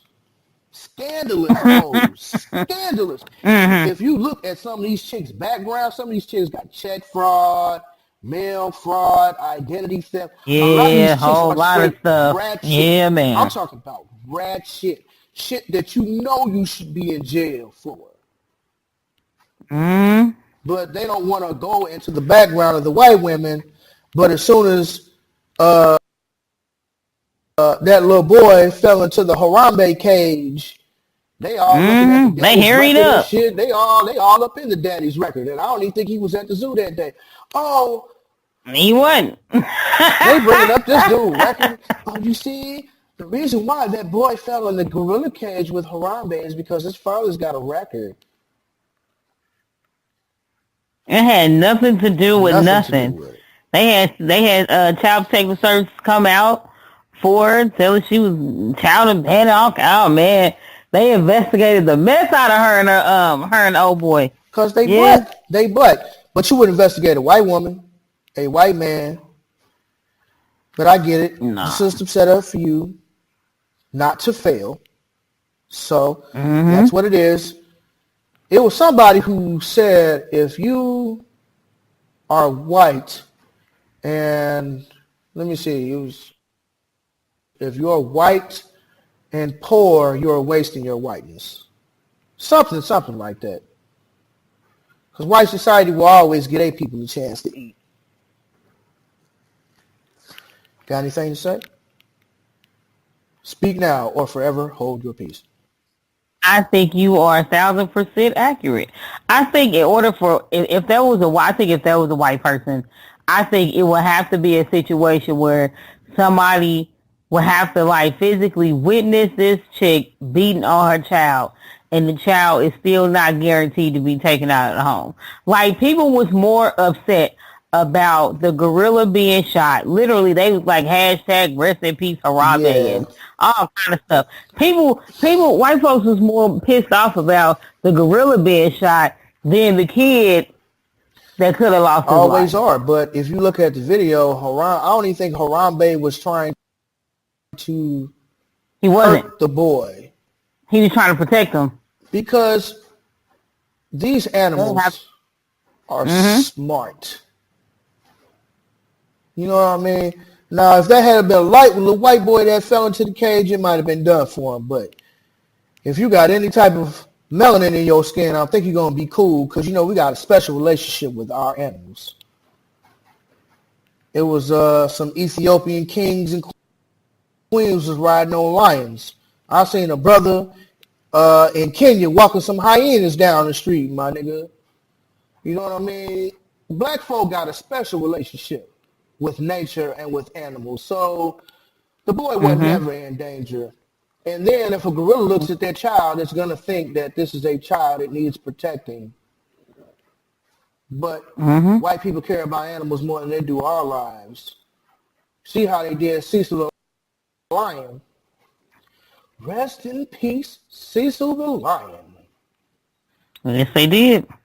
And then they was calling dude dentistry office, his house, his cell phone. They was emailing him. They was giving him death threats. All because he killed a lion. He had to shut down his practice, shut off his phone lines, and you ain't heard from that nigga since. White folks was mad at him for killing that motherfucking lion. But of course they was. When you kill a nigga, I don't know. I don't know. He looked like he might have been having a gun. I don't know. I don't know. It's so divisive. We gotta wait till all the evidence comes out. Right. Fuck you and your evidence because the evidence speaks for yourself. But y'all niggas want to ignore that evidence. The I agree. absence of evidence is not the evidence of absence. Nigga, like, what? Mm-hmm. The absence of evidence is not the evidence of absence. There are known knowns, and there are known unknowns, and then there are unknown unknowns. Yep. Oh, niggas is like, what is this dude talking about? To this day, Oh yeah, people this that day, you.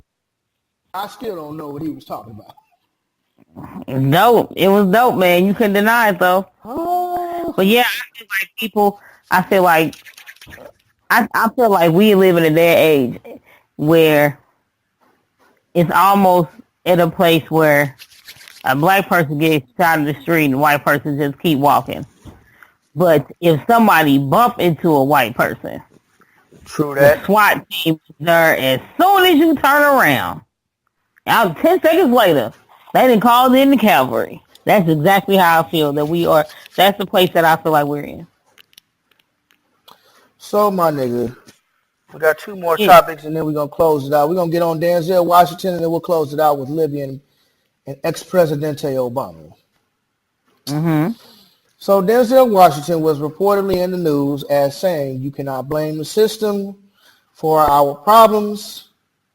The training starts at home. And some sources say he said, don't blame the system. Some sources said that he didn't say it. You never really know. I watched the video. I don't recall him saying don't blame the system. But for the sake of argument, let's just say Denzel said don't blame the system. It starts at home. What do you think about this situation? Is Denzel low-key cooning? Is he doing the Sambo shuffle? Speak on it. I think that, hold on, 9 hours ago, just to update, they did update this to say CNN analyst shares fake news story about Denzel Washington attacking Obama and CNN. But I guess it looked like it was tied into the same thing, but my bad, I guess it's not. Anyway, I think, I believe that it's 50-50. I do believe that it does start at home. It does start in our community. I do believe it's kind of a tricky subject because yes, partially it does start at home, but there's also the situation where every child that's raised in the same home all turn out differently. So even if you raise each and every child the same, due to the personalities and things like that, they still turn out differently. So you never know how your child is going to be. All you can do is hope that you did the best that you can and hope that they latch on to that and they carry that within them throughout their lives. I also think it's a tricky situation because of certain systemic prejudices and racism and things like that, our community is no longer the way that it used to be. And that goes back to the conversation of when I said that I feel like everybody is in a place of self-preservation. They want to preserve themselves, their household, their children, and everybody else, and I'm talking about the black community specifically, need to fend for themselves. Back in the day, that did not used to be the case. You ignorant. Back in the day, that did not used to be the case. It used to be even a situation where I experienced. All I did was went to the grocery store when I was in the 4th grade before going to school. And on the way coming home, my neighbor who lived in our apartment she lied and said, I didn't tell your mama that I saw you this morning. And I walked in the door to an ass whooping. And, you know what I'm saying? Like that's how it used to be back in the day where parents in the neighborhood watched out for each other kids. So because of that has been taken away. I think that's a part of it too. It does start at home, but outside the home, it also rests and lies on our community because we're not looking out for each other the way that we used to. And it's causing a lot more issues when people do go out into the world. But I do also believe this other 50% is, again, I said, because of certain systemic prejudices and how this system ain't made for us. It just ain't. So I think it's 50-50. I don't think he's wrong. I just think that if that is what he said, all of it should have been discussed. And probably, if we're talking about the media, he probably did touch on all of that. They just took that piece of it and put it in a report and said, this is what y'all niggas said about y'all. How you like that? You know how they So do that's it. my thought process They on it. spin it all. You know, they always spin it. But, yes, you have to blame the system. The system is designed for us to fail. It's designed for us to be, well, subservient, to be slaves. Well, not so much anymore because the system's been amended. So, you know, the black population has dwindled down to the point where we are third-class citizens. We are no longer second-class citizens. Mexicans are second-class citizens by the numbers. The Mexicans are second-class citizens. We are third-class citizens. Asians are fourth-class citizens. But Asians are getting ready to surpass us and become third-class citizens. If we become fourth-class citizens, then we're fucked. Unless we come together and form the Voltron. Form feet and legs. Form arms and torso. And I'll form the head. Let's go, Voltron Force!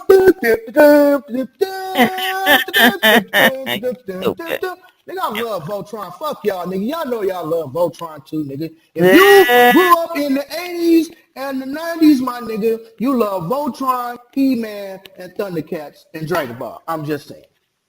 Thundercats. Oh! Right. Go, Lions, go, fam. Oh, Lionel, go! Yes. But I agree. Back to the subject at hand. Yes, the system is designed against us. You had slavery. After slavery, I'm going to run this off to you. There was slavery in America. We're not talking about the slavery that went on in Africa. That's a whole nother issue. Slavery in America. Some of us were brought here. Most of us were already here. That's first of all. After chattel slavery, there was emancipation. Emancipate means to give up to the states, which means you was never free. You just became property of the state. After emancipation came convict leasing. Convict leasing was the precursor to the modern mass incarceration system. So when slaves got out and they started doing better for themselves because, again, the slaves were the one who had all the skills. White people didn't work for shit. They didn't have no carpentry skills, no type of field skills, none of that. So the black people come out of slavery was actually doing very well, which is why they brought back in convict leasing. But they'll just lock you up for anything, jaywalking, looking at a white woman, all of those other stuff. Then from convict leasing, if you move on up into, I want to say, the 50s and the 60s, you had civil rights. So that's 4. You had civil rights. And like Malcolm say, well, not Malcolm, but like Dr. Claude Anderson says, what the hell is civil rights? How can you fight for rights that are civil? We should have been fighting for human rights, not civil rights. Not at all. So that's 4. Then from the civil rights era, they pretty much wiped out anybody who was any of importance. Malcolm, Martin, Garvey got exiled back to Britain on some bullshit tax shit. You know what I mean? Medgar Evers got killed. Fred Hampton, Chairman Fred Hampton got killed. So pretty much everybody who was a threat to the status quo got killed. They wore us out. We don't get me wrong, we wore the United States out, but they wore us out. Then, so that's 4, right? So you got slavery, emancipation, convict leasing, civil rights. Then you had crack. Crack came in the 80s. So finished it off, didn't it? No, it ain't finished. Crack came in the 80s. And they started noticing that it was cheaper to use the Ready Rock. That's what they called it back then, Ready Rock. The real Rick Ross. Not the Rick Ross the rapper. The real Rick Ross, in which the Rick Ross the rapper stole his name from, was one of the first people out here to sell Ready Rock, what is now known as crack cocaine. Then, after that, in 1994, with the crime bill with your girl Hillary, when she called us super predators, we need to bring them to heel. If you actually scroll through my videos, I got that in there somewhere. If not, you could just look it up on YouTube. 1994, Hillary Clinton said that we need to, just like something about, they call them super predators and we need to bring them to heel. She was talking about heel. Yes, she did. I was a child in 1994. I was, 5, 6? So she was talking about me. She was talking about you, Rebecca. She was calling us super predators. But this is the one y'all wanted for president. I know. And after the 1994 crime bill came mass incarceration. So that's what, 6 now? We up to 6 things. Yes, we are. And then, last but not least, police brutality. Not to say that the police ain't never killed us before or beat us before or hurt us before, but after your boy Obama signed the Blue Lives Matter laws and all that bullshit, as soon as he got to be president, matter of fact, even before he signed the Blue Lives Matter laws, when he got to be president, police brutality went up through the roof. Then when he signed the Blue Lives Matter laws, that's when shit really hit the fan. So that is what has happened to us as Black Americans. Dr. Claude Anderson teaches us that we should not call ourselves African Americans. Africans, we are Black Americans because our struggle is our own. Nobody else in history has ever had a struggle like ours. So we should be separated from them, and we should be compensated based off of the struggle that we have had to endure while in this country.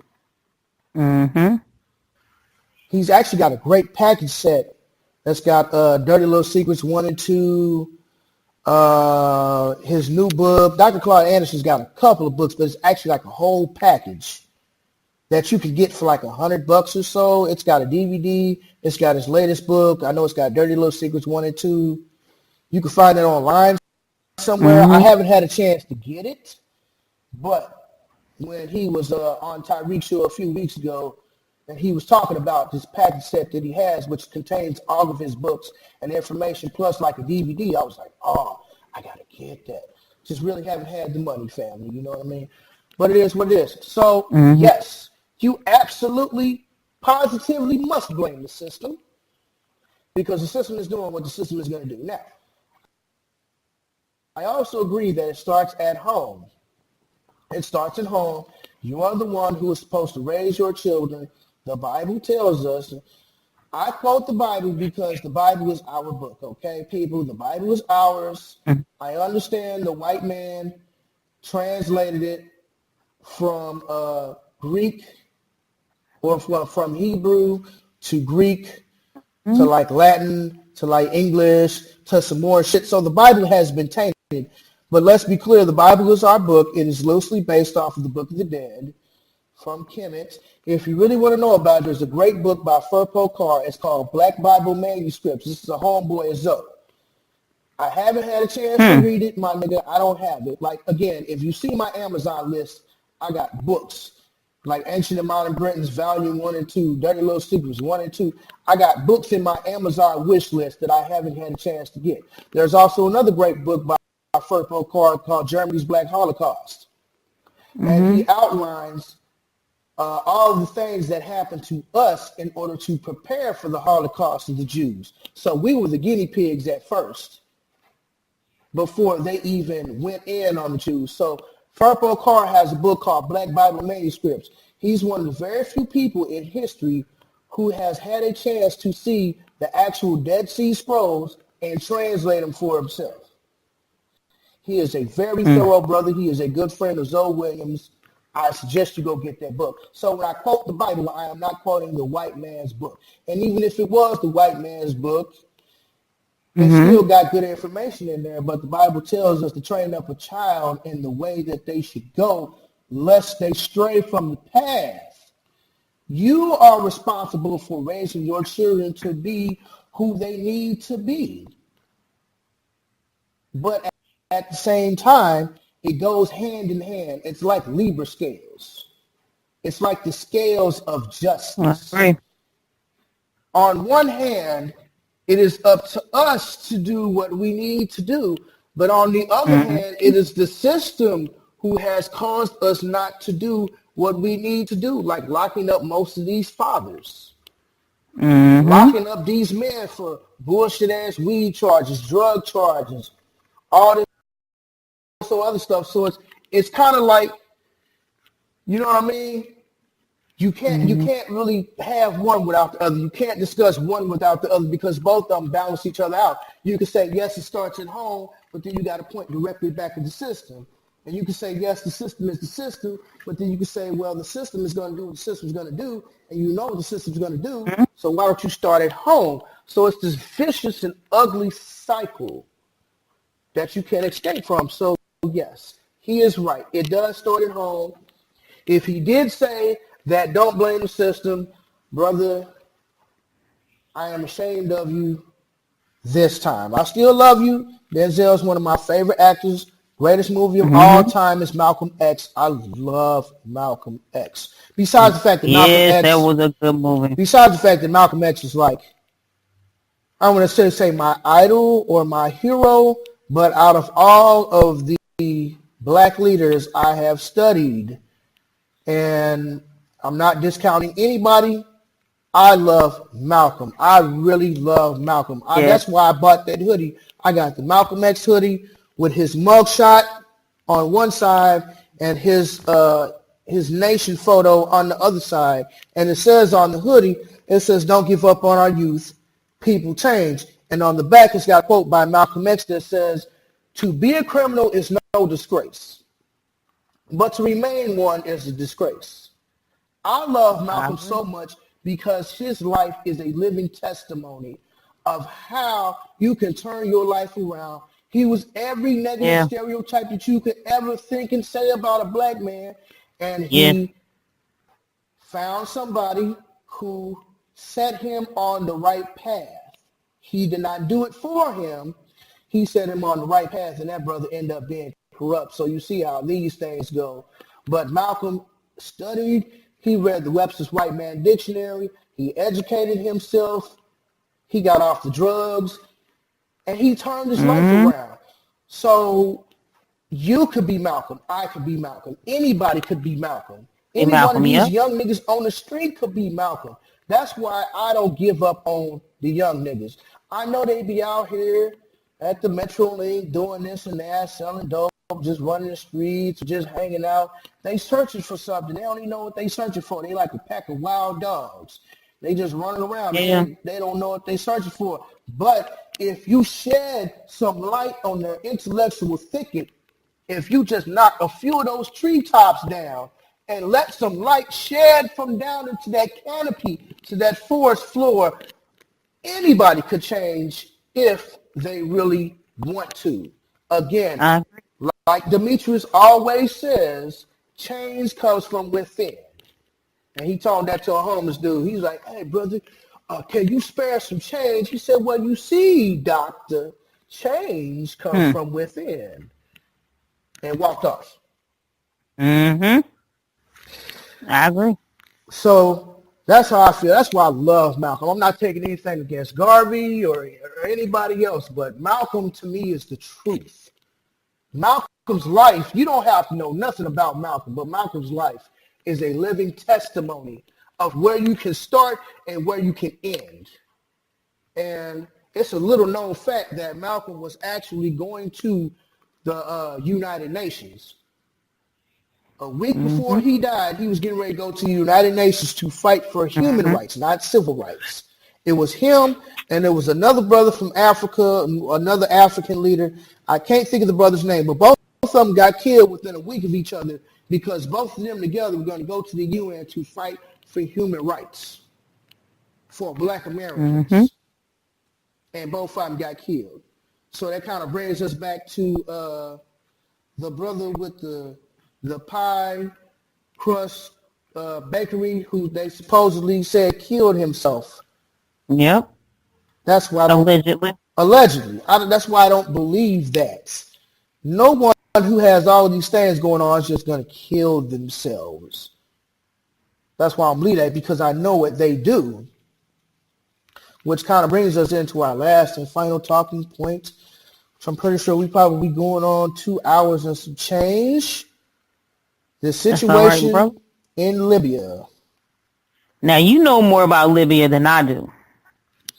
Right. Well, in 2011,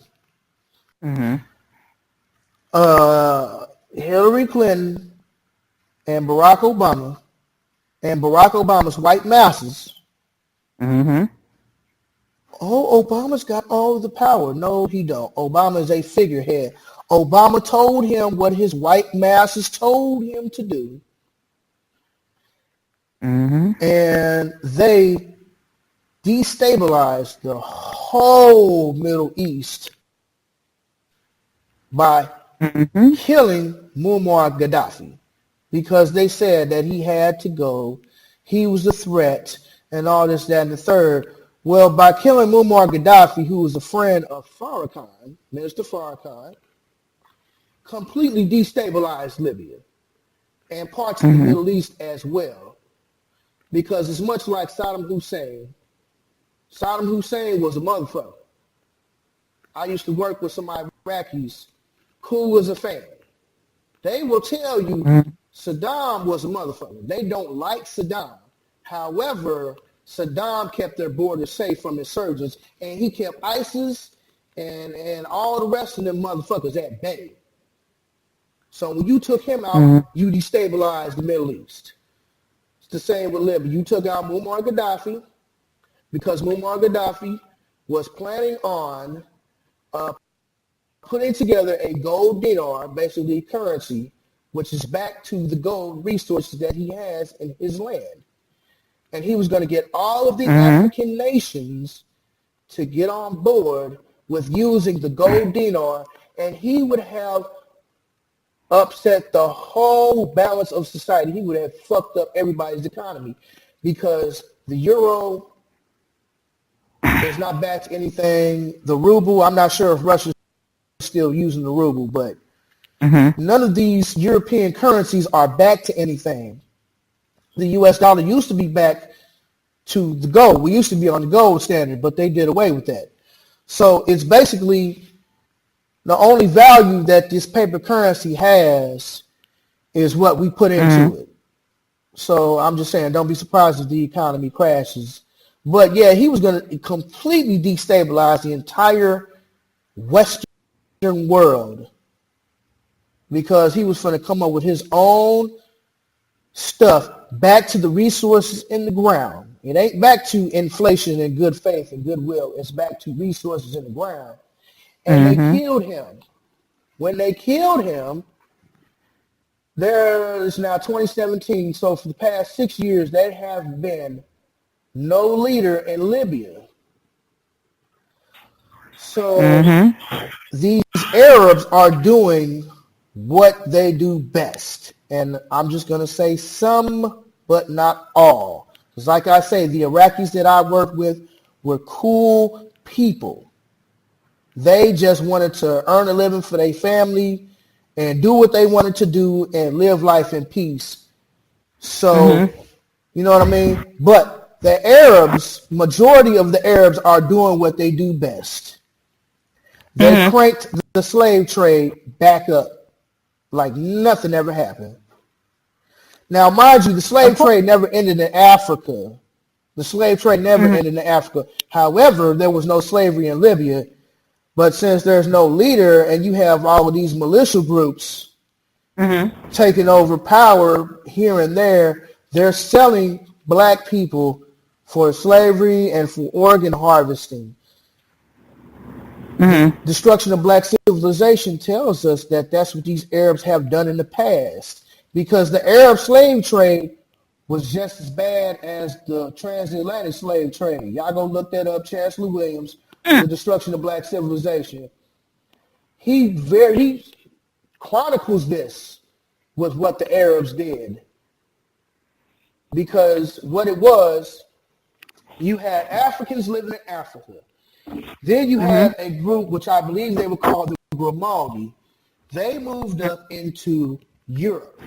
And then came in the Ice Age, and they were blocked behind like 3 miles of ice for like 1,500 years.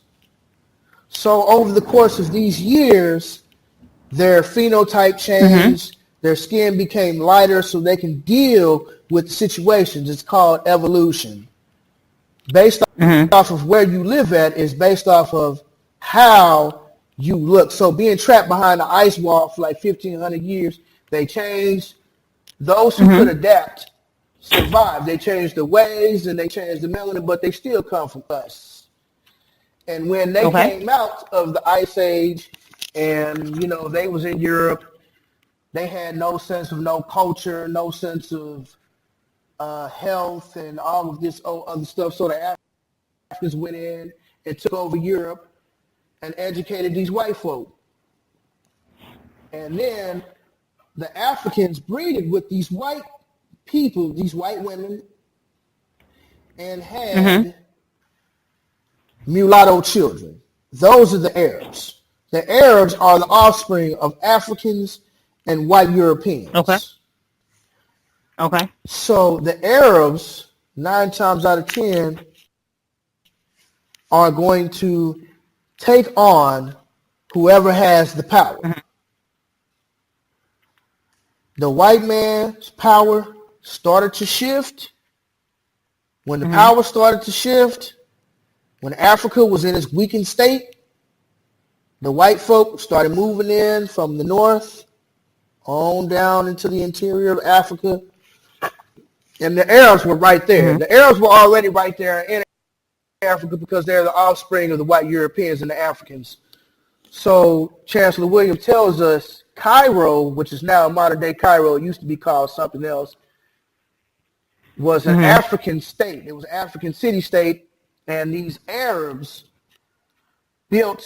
used to be on the outskirts of the town. They had like little tents, and then they started building little cities.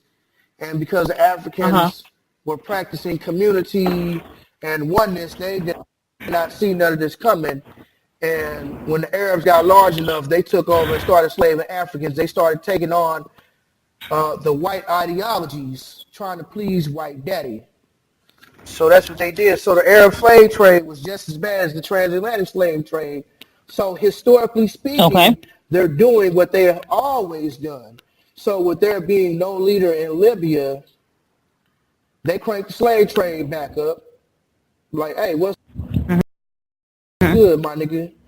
And then to make it so bad, I just read this today, and I'm glad that we kind of had those issues yesterday. Your boy Obama now regrets the way he went about going to handle that business.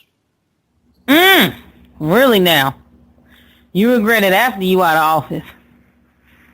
How convenient. Exactly. What else do you regret? Do you regret that you didn't do nothing for your people? Do you regret that? No, he don't regret that. He don't regret that at all. I'm sure he doesn't. No, hell no. I regret the way that we went about doing it. And I had commented on the little post. I was like, Obama was only doing what his masters told him to do. He wasn't nothing but a puppet. People have been saying that for a minute, that Obama was a puppet. Oh. And then you got all these people mad and tap dancing. You can't talk about the first black president like that. He's not the first black president, now, though. Obama's not the first black president. He's actually like the 5th, I believe. I think he's the 5th president. Let me see, because I'm not saying you're wrong. there's a book I'm on just that. There's a great book on you that. you don't know what you're talking about, brother. Oh, no. We are going to bring receipts. I was going to say, pull the receipts out there, brother. I'm not going to just tell you this, but that's why I'm telling you everything that I'm telling you. Miseducation of the Negro, the destruction of black civilization. I am naming these books out to you so you know where my sources come from. I've actually started reading that book. It's pretty deep. The destruction of black civilization? I haven't. The miseducation of black people. Yeah, it's very good. It's very good. So let me see. Stolen Legacy, People of the Secret. Okay, here it is. Now I don't know if you can see all of these books that I have on here. Boom. All of these books are in my wish list that I have not had a chance to buy. So when I tell you I got the receipts, my nigga, I got the receipts. So the book is called The 5 Negro Presidents According to What White People Said They Were. And it's a book by J.A. Rogers. So I suggest y'all check it out. It is called... And the people were... And it's like what, $2 and some change? The 5 Negro President, $2.95? Yeah, it's $2.95 for Prime. I'm not sure. Nope. I'm Prime. I think it's $2.95, period. So again, I'm trying to tell you people, if you want the information, get it. Get it. You can go on Amazon. I bought like 5 books on Amazon for like $30. I bought Miseducation. I bought Destruction of Black Civilization. I bought the Selected Speeches and Writings of Marcus Garvey, which a nigga stole from me. Read it. Yeah, stole it from me. What else did I get? I got Souls of Black Folk. I got Souls of Black Folk by W.E.B. Du Bois. That's a good one too. Mm-hmm. It's a bit of a hard read simply because he's speaking in terms of the time. So, you got to kind of take your time to read through it.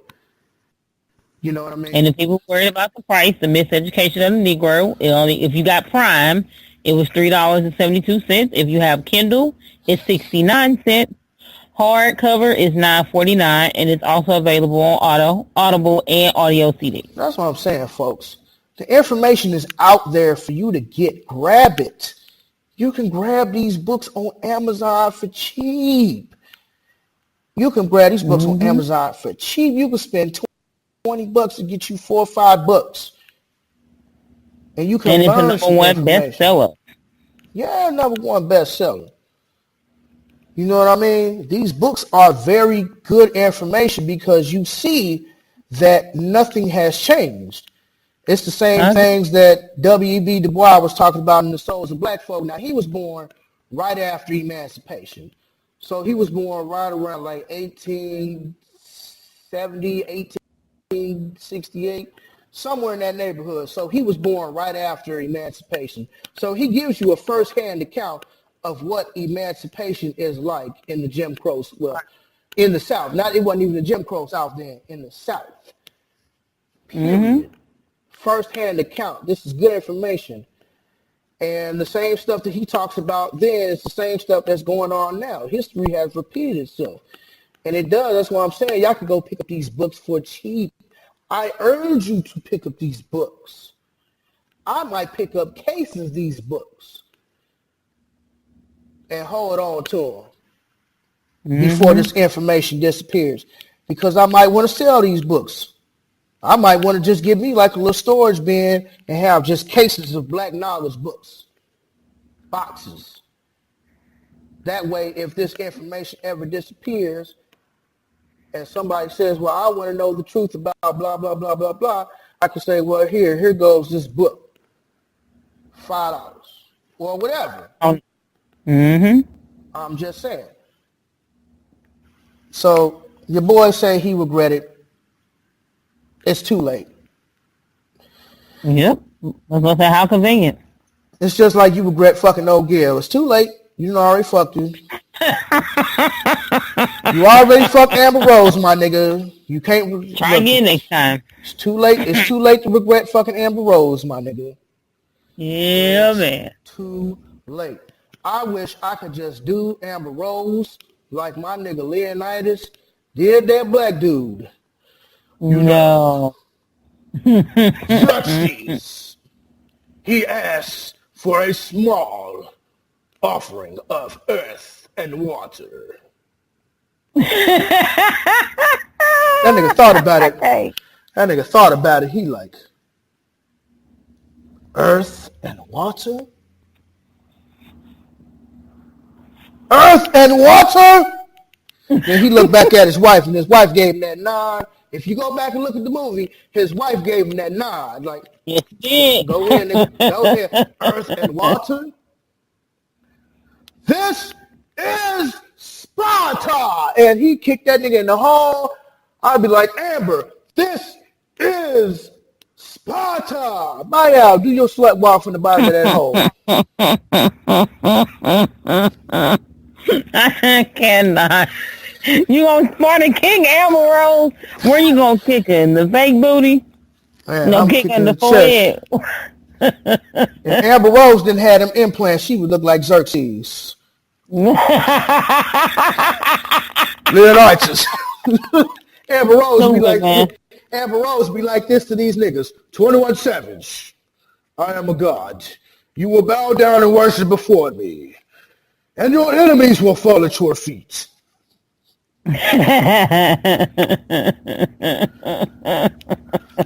You ignorant. You know you ignorant.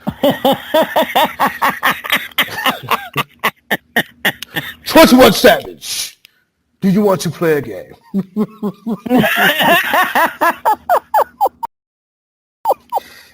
Hey, man. She keep hooking these little stupid young dudes. Like, come on, man. Man, so... Gotta know she a hoe. Yeah. But in the words of my nigga, Dwayne The Rock Johnson, do you smell what The Rock's cooking? Smell what them hoes is cooking. Nothing. Hoes don't cook. Nothing at here. Hoes order that takeout. Hey, they said these upgraded hoes cook now. Nah, whatever, nigga. What the fuck ever. I'm just saying. But Becky. Yes, Rebecca, sir. Rebecca, how can the people reach you? Do you have something that you want to promote? Sure, you can reach me on Facebook at Author Rebecca Quarles. Also, Right Away for God series, my page is on Facebook as well as Lady Q1502 on Instagram. Or you can, I'm sorry, I don't take no thought pictures on there. Sorry, I'm just a regular person. You can also reach me at www.creativewritersllc@gmail.com. And I also want to plug my girl who is making my 5-year reunion dress. Her name is Travian Van. She is a black-owned designer. Hey. Has made dresses for the likes of SWV, Iyanla Vanzant. The list goes on and on. Check out her page, Travian Van, TravianVann at Facebook. I feel that. Is all. I feel that, my nigga. I feel that. You must stand in your truth, beloved. Amber, you are a hoe. You must stand in your truth, beloved. Put your big girl panties on, Amber. No, she don't be talking to people like that. She called, what's her name, sister, a gutter snipe from the hood. She called sister, called nephew a gutter snipe from the hood. God damn. God and the damn. way so jacked up. Yeah, so anyways, you can reach me on Facebook, King David Landrum. You can reach me on the gram at the letter D, OVR, WEIGHT, LVR. That's D overweight lover. You can catch me on the YouTube, King David 314. I ain't really got nothing else to promote. Yeah, I mean, so I ain't got nothing else funny to say to take us out of here. What?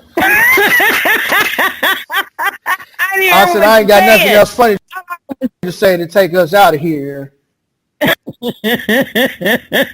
I almost started singing what's it, Silk and what's her name? Who? Maya? That was promoting Trump. Oh. We gon' build the wall. Hey. Mm-hmm. And we gon' build it. Oh, you talking about Diamond and Silk. Yeah, man. Coen twins. Yeah, family. So that is it for the second and a half episode of the Socially Conscious St. Louis podcast. I'm King David. That's Rebecca. Don't get on it. Huh? What you say, my nigga? I said, watch out for that coon train. Don't get on it.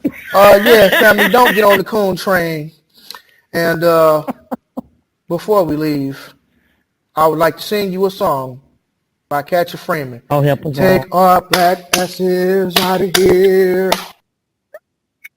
Won't you take our black asses out of here?